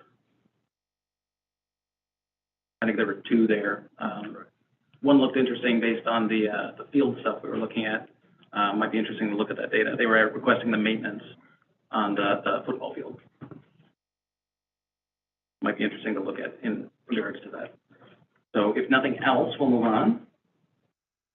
Number 13, I don't have any updates on the legislation committee unless there's someone else who has something. The only thing that I would add is there hasn't been as much action as you might anticipate with only a week left in the session, so I anticipate this next week probably will get a little crazy. The two bills that we kind of have our eyes on that we see probably moving forward, we think that the teacher tenure law is most likely going to adjust to a 3-year window of time. And then some news I heard today, the halal kosher meal bill, which would require school districts to offer that to students if so desired, took a turn through negotiations in our favor, and then ISB would be required to supplement that on behalf of the school districts, and then it was sent to appropriations, meaning that ISB must give us an option provided from ISB, and the state of Illinois must pay for it. So that's a good thing for us because it would be quite the costly endeavor if we had to provide that without any support from the state. These unfunded mandates are what we're used to. This looks like a mandate that may be actually funded. Thank you for that. Sure. All right, moving on to number 14, the President's Report. Just a couple updates that I'd like to bring up. This is the first regular meeting since we've been sworn in, so I thought I'd comment a little bit on that. Historically, Huntley has not had a lot of change on the board. And in fact, you have to go back to 2009 before actually more than one board member changed. So what happened in this last election, I think, was in some ways highly improbable, but it did happen, and there has been a lot of change. And I appreciate the support that we're getting from a lot of the community and the staff. I personally have sat down with multiple members of the union leadership. We had the light tour today. We went to the light graduation. I've met with teachers, parents, a lot of the administration, and everyone has been outstandingly helpful and focused on trying to make this a better district. And that's what I hoped for, and that's what I've seen. So I'm really happy about that.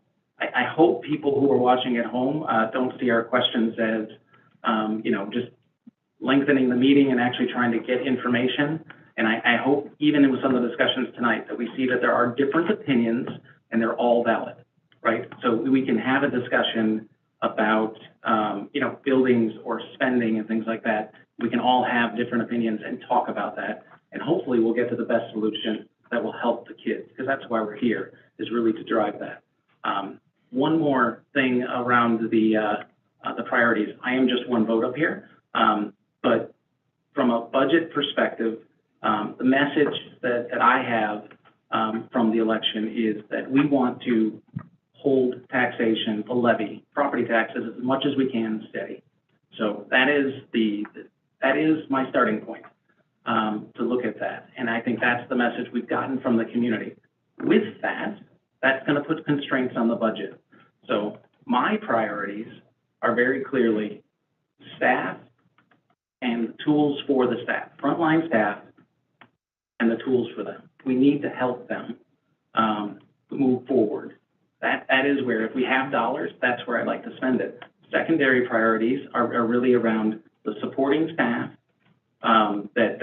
with the administration, there's a lot of people in the room, that's for a secondary priority, and the buildings and the spending, and you can see that discussion tonight.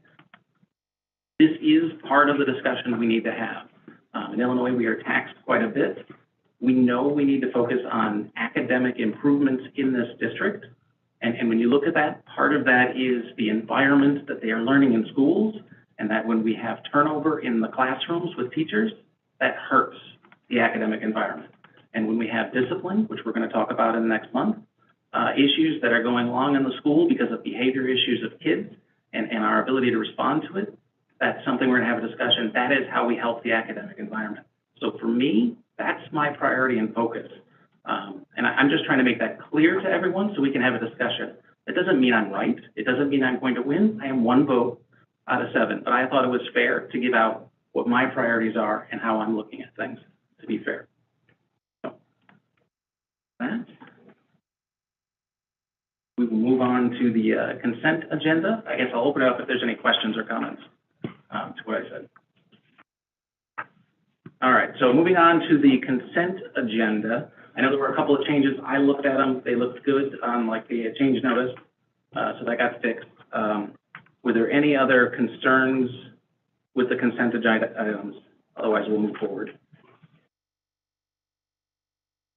All right, do I have a second to move forward to vote on the consent agenda? Oh, I have a motion to move forward with the consent agenda as written. So moved. All right, Mr. Craddy has given me a second. Thank you. So can we have a roll call vote? That wasn't a second. That was just, you asked for a motion. You did the motion, so now you need a second. All right, now, thank you for that. Yep. This is another thing that I am not good at the pageantry of these meetings.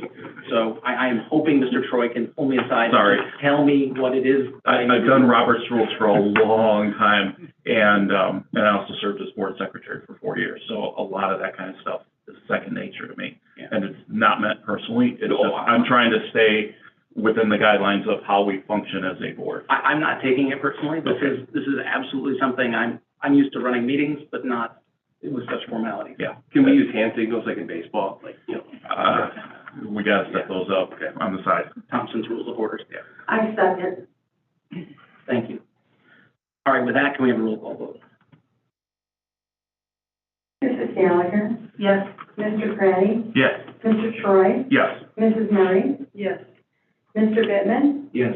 Mr. Thompson? Yes. Mr. Quagliano? All right. Thank you, Mr. Bittman. I just want to congratulate Jillian Pierce, who was just approved as an assistant principal at Marlowe. And I know that you have school tomorrow, and I hate to have you single you out, but I don't want to, you don't have to stay for the whole meeting if you'd like to go. But I just wanted to offer congratulations and welcome to the district.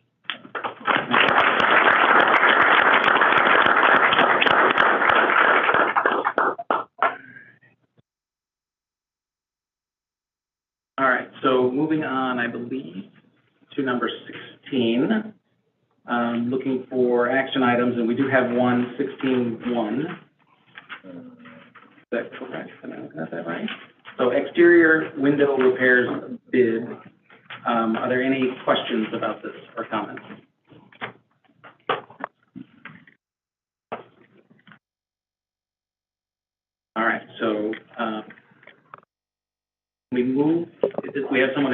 make a motion to move forward. I'll do this one. I'll make a motion to, accept bid 2023-08 as presented in the agenda. Second. All right, with Mr. Craddy's second, we will have a roll call vote. Mr. Troy? Yes. Mrs. Murray? Yes. Mr. Thompson? Yes. Mr. Quagliano? Mrs. Gallagher? Yes. Mr. Bittman, Yes. Mr. Craddy? Yes. All right. With that, it passes. So now we will move to 16.2. What is part of this? These are not part of it. Supplemental purchase orders. Mr. Altmeyer, are any comments, any questions? No comments. This is standard operating procedures.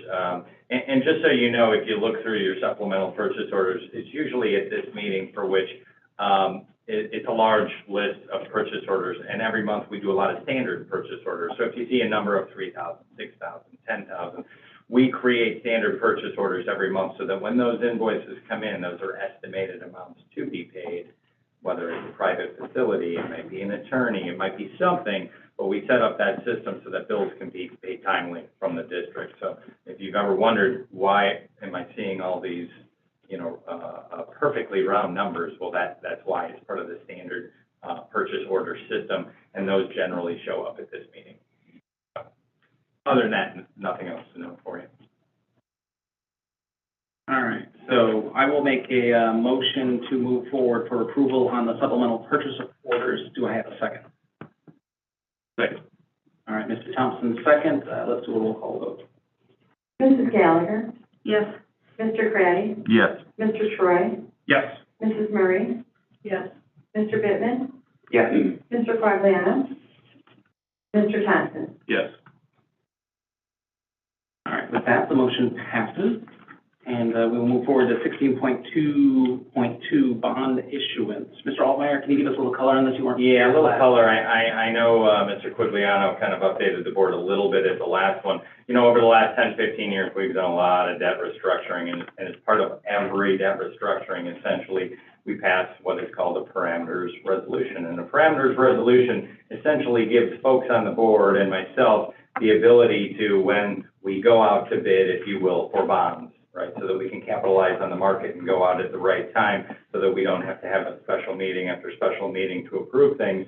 There would be people on the board that have the authority, along with myself, to go ahead and approve a deal, so to speak, a bond purchase. And so this is a parameters resolution. There's only one series of bonds right now that we're looking, that we have an opportunity to refund, and that's the 2014 bonds. In fact, we had a parameters resolution that we passed, many months ago, and we thought rates had hit before the new board was seated, so we actually went through a standard S&P rating process, because that's part of the rating process when you go, when you issue bonds. And so we did that, and we're still a AA, so it's very good news that we kept our previous rating. But now, because we have a newly seated board, well, that old parameters resolution expired. And so that we can take advantage of this rating, and we could take advantage of the market if the market turns in the right direction, we would like the board to approve this, but at the same time also assign 2 individuals on the board to be part of that parameters resolution team, that deal team, so to speak. And essentially what that consists of is we have a conference call with our financial advisor from PMA, as well as our underwriter from Piper Jaffray. We understand what's going on in the market. We go out to bid, we approve the rates, and we end up signing off. And it's usually me that signs off, because it could be anybody, but it's usually me that signs off. So I'm asking you to approve this parameters resolution tonight, but what we also need is who on the board, other than myself, would join me. Historically, it's been the head of the finance committee, and, well, at the time it was the president and the vice president, Kevin and Tony, Mr. Quigliano and Mr. Gentry. So I think, it would be my administrative recommendation to have at least Tony, and then maybe Mr. Bittman, but I let the board decide who you would like to have on this document.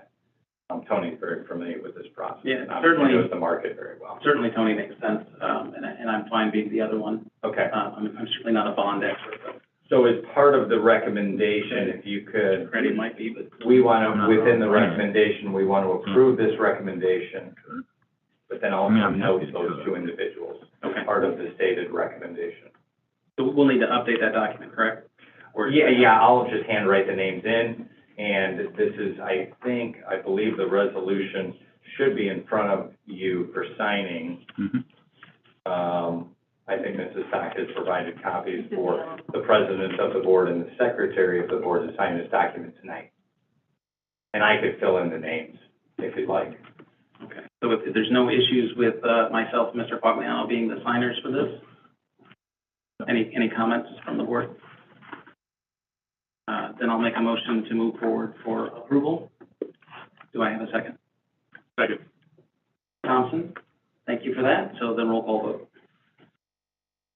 Mrs. Murray? Yes. Mr. Bivin? Yes. Mr. Thompson? Yes. Mrs. Gallagher? Yes. Mr. Troy? Yes. Mr. Craddy? Yes. Mr. Quagliano? Thank you. With that, the motion passes, and we will move forward to 16.2.3, extracurricular base salary increase. I think this has been discussed before, but Mr. Altmeyer, if you have any comments. Yeah, this is really standard operating procedures, become part of our annual process in accordance with the HEA collective bargaining agreement. They are assigned a sum of money, and we as a committee review current stipends. We review potentially new stipends, new activities, and things for students. And so at a previous board meeting, the board approved their recommendation for additional stipends, for amendments of current stipends, as well as the elimination of some stipends, which are clubs and things that are no longer being utilized, as well as a really nice long list of trial activity stipends, which will give our kids a lot of different opportunities across the board, from chess club to Chinese culture and language club to winter 5K running club and a lot of different things, astronomy club as well. And so with the remaining funds from the net of all of those amounts, we come back after we calculate what the impact would be on the overall pool of salaries for extracurricular stipends to determine what that base pay increase is. And so the base pay increase in accordance with the remaining funds of $31,289 is 2.55%.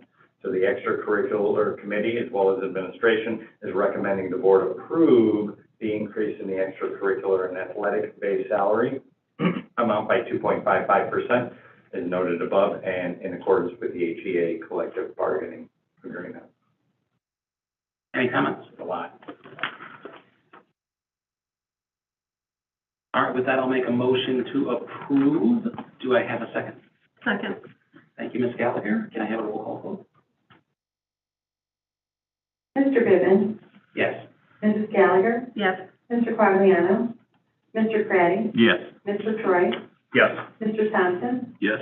Mrs. Murray? Yes. All right, with that, the motion will pass. And we'll move on to 16.2.4, equipment declared as surpluses, buses, otherwise known as cash flow clunkers for the buses. Yes. Well, normally this list doesn't really include buses. It's not too often we have to do this, but we have to get the buses off the lot. And we were holding them because if, we still need to hold 4, because when those electric buses come in, we have to replace them with outgoing diesel buses, 2009 or 10 model year. So we were holding a lot of our 2009s and 10s, and these sat for a long time. And a bus sitting for a year, well, that's not good. In fact, we had intended to trade those in, but we saved them just in case we had additional buses coming our way.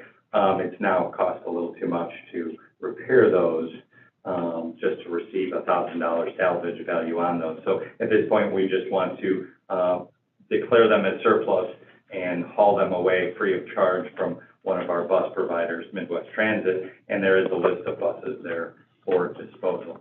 And we're primarily doing this at this time, well, we need to anyway, but is so that we can clear the lot, so that ultimately when we pave the transportation lot, we can pave the transportation lot.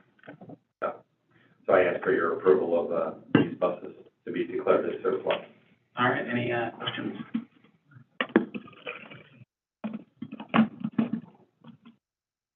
It looks like he's formulating one. No, it's not a question. It's just doing the math of how old these buses are. So it's got 14 years and 12 years. So Right. even the mileage, in today's mileage, I guess, the way people keep cars, there was a recent stat about how many old cars are on the roads nowadays, so no question, just doing the math on the age. Thank you. All right, with that, I'll motion to approve this. Looking for a second. Second. Thank you, Mr. Craddy. Roll call vote, please. Mr. Thompson? Yes. Mr. Bivin? Yes. Mr. Troy? Yes. Mrs. Murray? Yes. Mrs. Gallagher? Yes. Mr. Craddy? Yes. Mr. Quagliano? With that, the motion will pass. We'll move on to number 17, Human Resources Committee. Mr. Craddy, do you want to walk us through this? Sure. 17.1, sorry. 17.1, HESPA MOU, Paraprofessionals, ESYA. Dr. Zier. And this is an agreement between HESPA and the board. We have struggled to get ESY and summer school para positions filled. So this MOU would increase that rate. In the past, folks would get their hourly rate that they normally make with some stipends added onto that. This MOU would move the rate to $25 an hour. And then the one stipend that we are keeping is the hygiene stipend. So if there's an aide assigned to that, they would receive that additional hygiene stipend. Any questions from the board? With this news coming out, have we had success in recruiting more? Is that correct? That's correct. I just got in hats off to Ms. Allen. She tirelessly working on this. She just gave me an update. She said 20 additional since this news has come out, and counting a little bit. So it worked. Yeah, and I think it helped. The best thing is that means we have existing paraprofessionals in the district who are going to continue working with the same students in the summer school, right? Familiar with our program, familiar with our, yep. The end goal here. Yep, absolutely. Okay. If there's no more questions, I would make a motion to approve the HESPA MOU for the paraprofessionals at ESY. Second. Second. All right, can we have a roll call vote? Mrs. Gallagher? Yes. Mr. Craddy? Yes. Mr. Troy? Yes. Mrs. Murray? Yes. Mr. Bittman, Yes. Mr. Quagliano? Mr. Thompson? Yes. Okay, moving on to 7.2, HESPA MOU for nurses at ESY. And so kind of the same concept here. When we look at our nurses, there's two groups of nurses. We have nurses who are certified school nurses. They fall in our HEA teacher contract, and we have nurses who fall in HESPA. They're our registered nurses. When you get into ESY summer school, essentially doing the same job. So what this MOU does is it is allowing our HESPA support staff unions to be paid the same as our HEA. So you'll see the HEA language in there as requested by HESPA, and that billed our nurses for We're still good? All right, nurses, all right. Any questions for Dr. Zier on this? Hearing none, I'll make a motion to approve the HESPA MOU for nurses ESY. Do I have a second? Second. Second from Mr. Thompson. Can we have roll call? Mr. Bittman, Yes. Mrs. Gallagher? Yes. Mr. Quagliano? Mr. Craddy? Yes. Mr. Troy? Yes. Mr. Thompson? Yes. Mrs. Murray? Yes. All right, so moving on to 17.3, HESPA job descriptions. Dr. Zier? And so in the last agreement with HESPA, we agreed to get together and review the job descriptions. And so myself and some members from the exec board have been chipping away at this throughout the year and updating the job descriptions essentially for the HESPA job categories, streamlining them more, combining some of them. And it'll be something, as we go through, it'll be a work in progress if something, would change or if something new would come in. But we tried to create these job descriptions, so they could last in terms of anything that may change, any systems that may change, things of that nature. So you do have a number of pages of job descriptions here. Asking for approval from the board tonight. Okay, questions from the board? Hearing none, I'll make a motion to approve the HESPA job descriptions. Do I have a second? Second. All right, I have a second from Ms. Gallagher. Can I have roll call? Mr. Thompson? Yes. Mr. Bittman, Yes. Mr. Troy? Yes. Mrs. Murray? Yes. Mrs. Gallagher? Yes. Mr. Craddy? Yes. Mr. Quagliano? All right, motion carries. 17.4, multi-year contract for associate superintendent and interim superintendent. Dr. Rowe.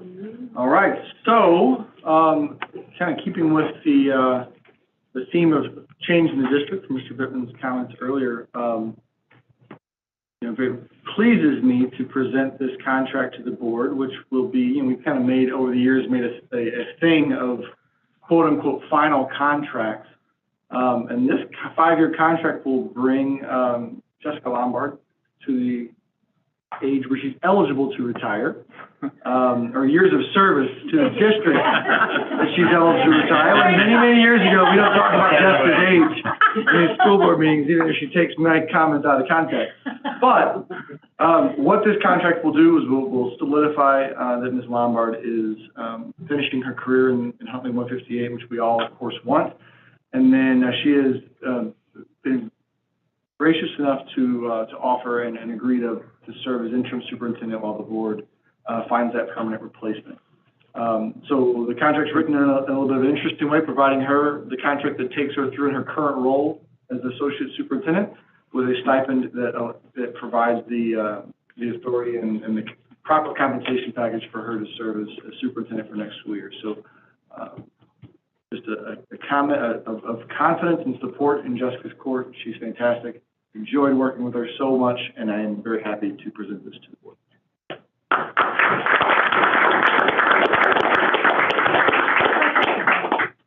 That's the first I have to vote. They do. Yeah. We'll take the applause as a precursor of what's to come. All right, so based on the applause, I will make a motion to approve the multi-year contract for associate superintendent and interim superintendent. Do I have a second? Second. I got many. All right, I have a second. Pick one. We'll give it to, was it Gina? That's okay. You Ms. did. Gallagher. Okay. Roll call, please. Mrs. Gallagher? Yes. Mr. Craddy? Yes. Mr. Troy? Yes. Mrs. Murray? Big yes. Mr. Bittman, Yes. Mr. Thompson? Yes. Mr. Quagliano? All right, motion carries. Congratulations.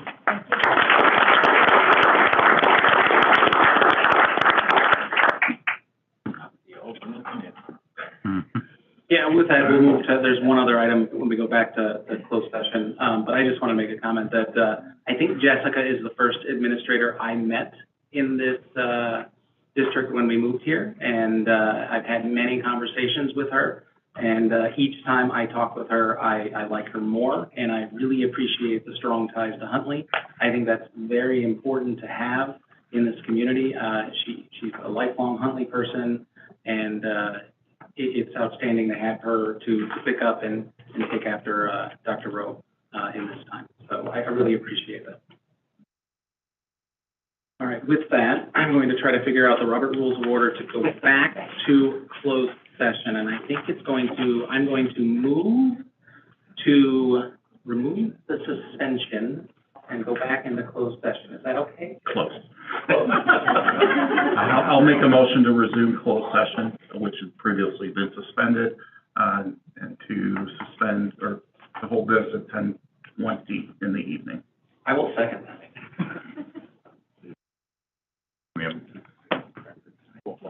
Then a roll call. Mr. Craddy? yes. Mr. Bittman, Yes. Mr. Troy? Yes. Mrs. Murray? Yes. Mrs. Gallagher? Yes. Mr. Thompson? Yes. Mr. Quagliano?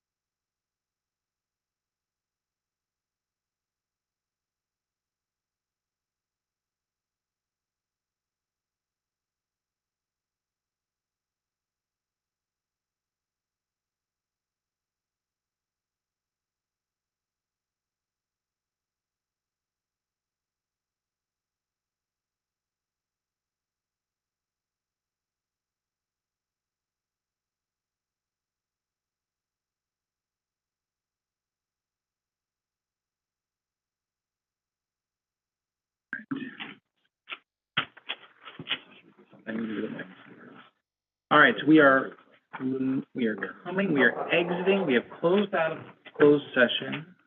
And we want to resume in public session, at 11:20 PM. So I move that we open up, public session. Do I have a second? Second. Thank you, Mr. Thompson. Can I have a roll call vote? Mrs. Murray? Yes. Mr. Bittman, Yes. Mrs. Gallagher? Yes. Mr. Thompson? Yes. Mr. Troy? Yes. Mr. Craddy? Yes. Mr. Quagliano? With that, we will, resume, public session, open session here, and we will move to number 19, which is adjournment. I motion to adjourn the meeting at 11:20. Second. Mr. Thompson seconds. All in favor? Aye. Aye. All opposed? The motion is carried. The meeting is adjourned. All right.